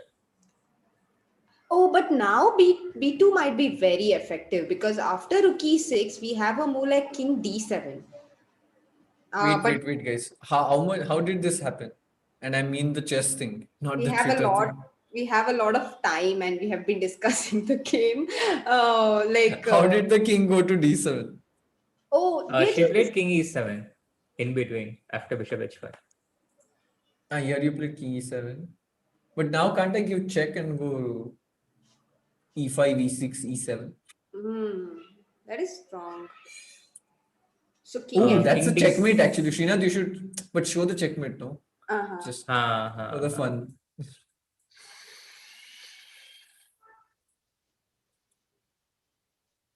Oh, but Magnus has given the b pawn. Something has happened in the game.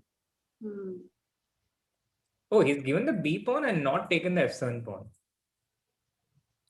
But he has distracted the rook. He has been playing fetch with the rook, and he says, "Rook, go and take my b." Oh, why did not play bishop h5 at all? Exactly. But why not? Why not? Because bishop h5 was winning. It's +5. He missed this. Ding missed bishop h5 completely. This actually happened. In this position. Yeah. Really? He did not play bishop h5. Instead, he went rook c7 and bishop h5 is apparently +5. What happens for king e7? Because he played rook c7 to prevent king e7. King e7. Yeah, e5 is very strong, as VD pointed out. No, but everything wins here. f5 wins, rook c7 wins, e5 wins. Rook c7, I thought the idea was to go king d6, right? So... Yeah, but you know that variation we were discussing with f5, b2, rook e6 check, king d7, rook e8. And I think this should also win for some reason. Rook d8, you queen, take on g7, everything, yeah? You collect the house. G7. And then ultimately it's against the knight with the bishop. All right. It's just a matter of finding a good shelter for the king. Wait, but the engine bar still liked it at some point, no? Yeah, Maybe because Rook it was C2 plus was 5. wrong. No, maybe after Rook C2. When? In the game you mean? Yes. Yeah, Rook C7, B2, Rook B7, Knight C3 takes Yeah. A4, and now Here it's not maybe clear. instead of Rook C2 something. Yeah. The Wow. same idea. Magnus same escapes, idea. yeah. Bishop H5 again?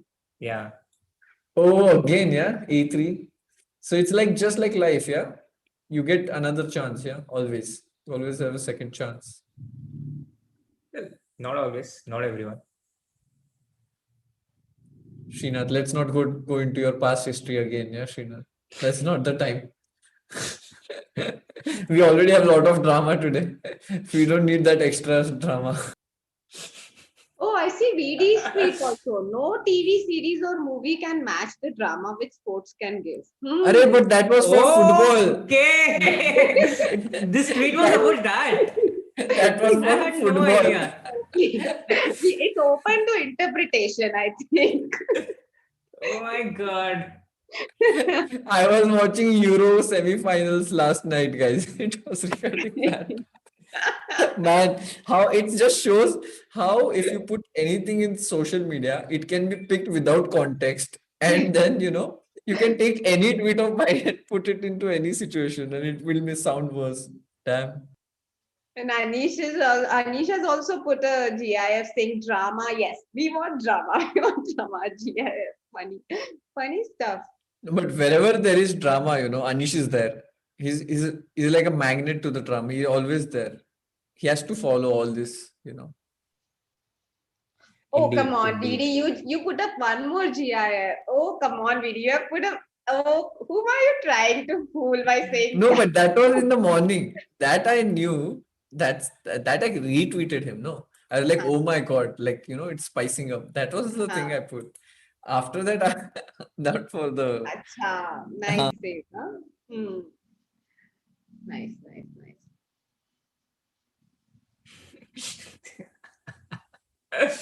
We definitely This is need to address interesting. VD's tweet. I think we need to discuss it a little more. Once this game is over. Absolutely. I'm quote tweeting it as we speak now. But I think like all the chess drama, these things last for 1 or 2 days, and then everyone forgets about it. Like most of the That's people not forget specific to about it. chess, At no? some Every point, social media drama, generally it lasts Yeah. for 3 days from Like- my statistical Exactly, and it analysis. takes Like- up all your 3 days. Like, why to even bother about it? Like, is my No, if you remember this cheating incident, it was a big thing. And then, after 2-3 days, nobody cares. Everybody's got on with their lives and nobody really cares. exactly. So it's all the chess drama is fun for like 1 or 2 days, I feel. Unless you are the one who is involved, then you get like, a little bit, it drags you on. But as a spectator, is there only for like 2-3 days maximum. Your chat is like so efficient. They have put up links in the chat, for me. Like they're really nice people. ये देख लो फिर इसका भी देख लो फिर इसका भी देख लो. इतना But people love drama, I've seen. Really. Like we might show the most beautiful variation. I can show you what dream I had. Like yesterday I showed this portion. But this drama you can't beat, This is just people But love are such you a stuff. fan of drama? Like for me, like okay, I want to ask you: are you a fan of drama? Like, are you attracted Like to what drama? is drama? What drama? Like give me an example of a drama. ये जो drama हाँ मतलब जो भी ऐसा अरे hot topic let's discuss No, it's interesting for me because it's interesting how people react to things. And some people, like for example, I've seen Nepo do such tweets all the time. Like if he has had bad tournament about some Hamburg or something, I saw he tweeted about it. So also when we won the Olympiad, he tweeted about this. So I just know that Nepo, like he's just this is not his first time, let's say.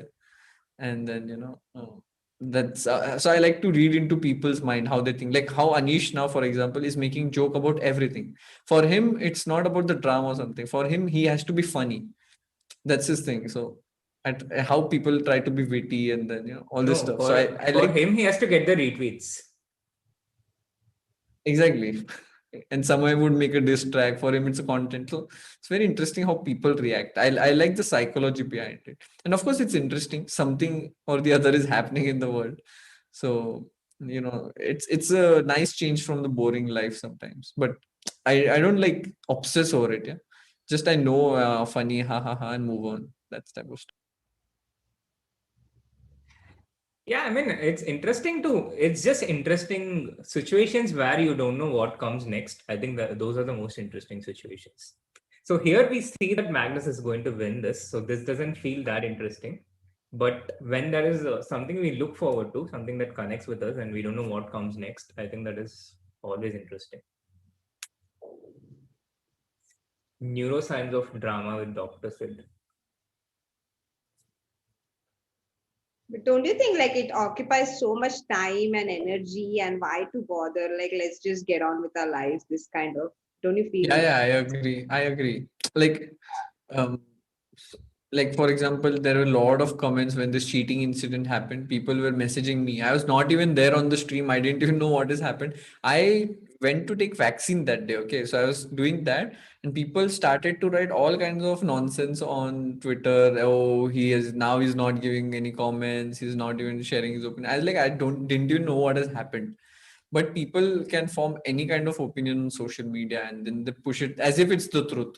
So here I always give people the benefit of doubt, on social media. We don't know the actual truth. Like that day people were writing, oh, he doesn't want to give comment, he wants to stay away from controversy, whatever it is. But the fact was I had a very busy day. I was packing Vedika's chocolates, then I had to go and take vaccine. So I was very involved with my own life. But yeah, people draw things out of context and make things bigger than they actually are. Absolutely, I totally agree. And actually, what you said, there was one more point that I really like, that on social media, it's always better to give benefit of doubt because, for example, a lot of people, like when they see our stream, they feel they know us so well, yeah, but it's not, it's just one part of us. It's just one aspect of the many things that we do. But yeah, it's so hard to, I mean, ये सब कहाँ लिखते बैठेंगे ना?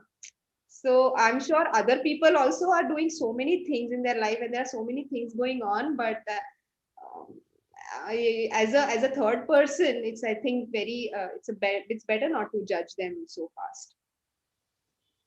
Exactly. Like if you take any 2-3 sentences from this stream and you clip it, and Yeah, if you don't know the context, it yeah. will be weird anyways. So it's like you're taking an edited part of someone's life and judging them on the basis of that. So Like the tweet I just made, yeah. so have fun, but leave it as it is there.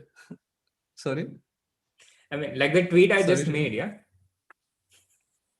Yeah, Srinath, you want to please follow Srinath guys on Twitter. At least someone please follow him. Please give him likes and retweet, please. Poor guy. Or buy his course. Please do something for Srinath. I think bias courses would be what I would take.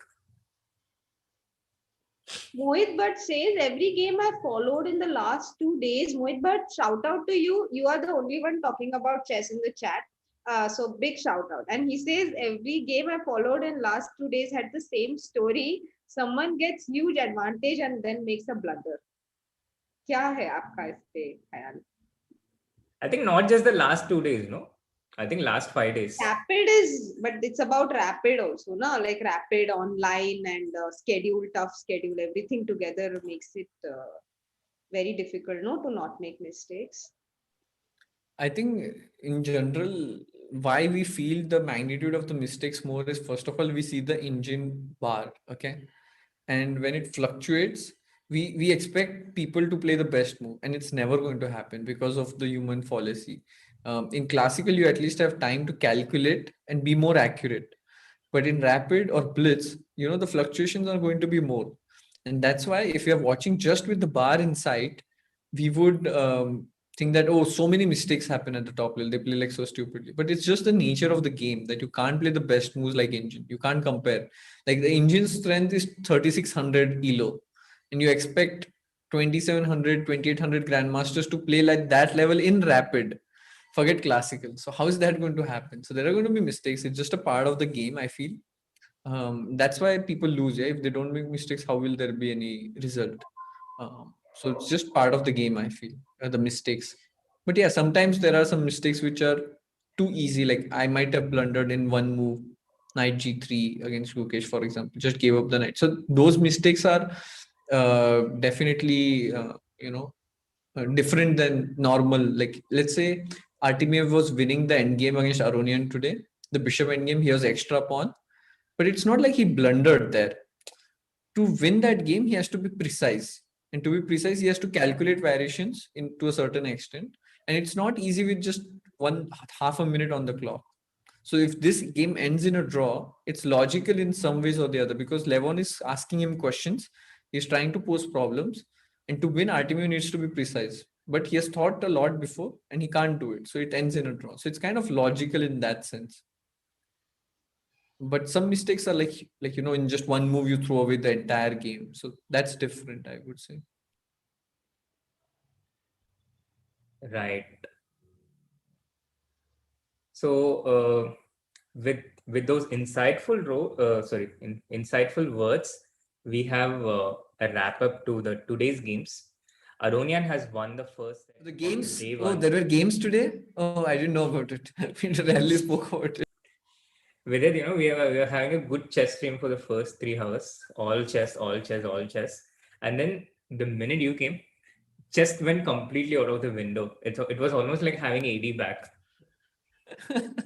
Yeah, today I think we did, because the thing was Aronian thing was the main focus of the match, and then we already, when we joined Aronian Artemiev, it was already over. Yeah, like when we discussed, we were discussing that, but then Magnus thing, the interest level was low because it's for third, fourth place, and yeah, Yeah, the also the drama, question was Twitter pretty drama dull. began.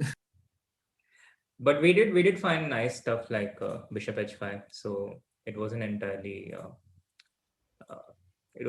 non-chess. Yeah. So meanwhile, Aronian has won the first set of day one of the finals against Artemiev, 2.5, 1.5.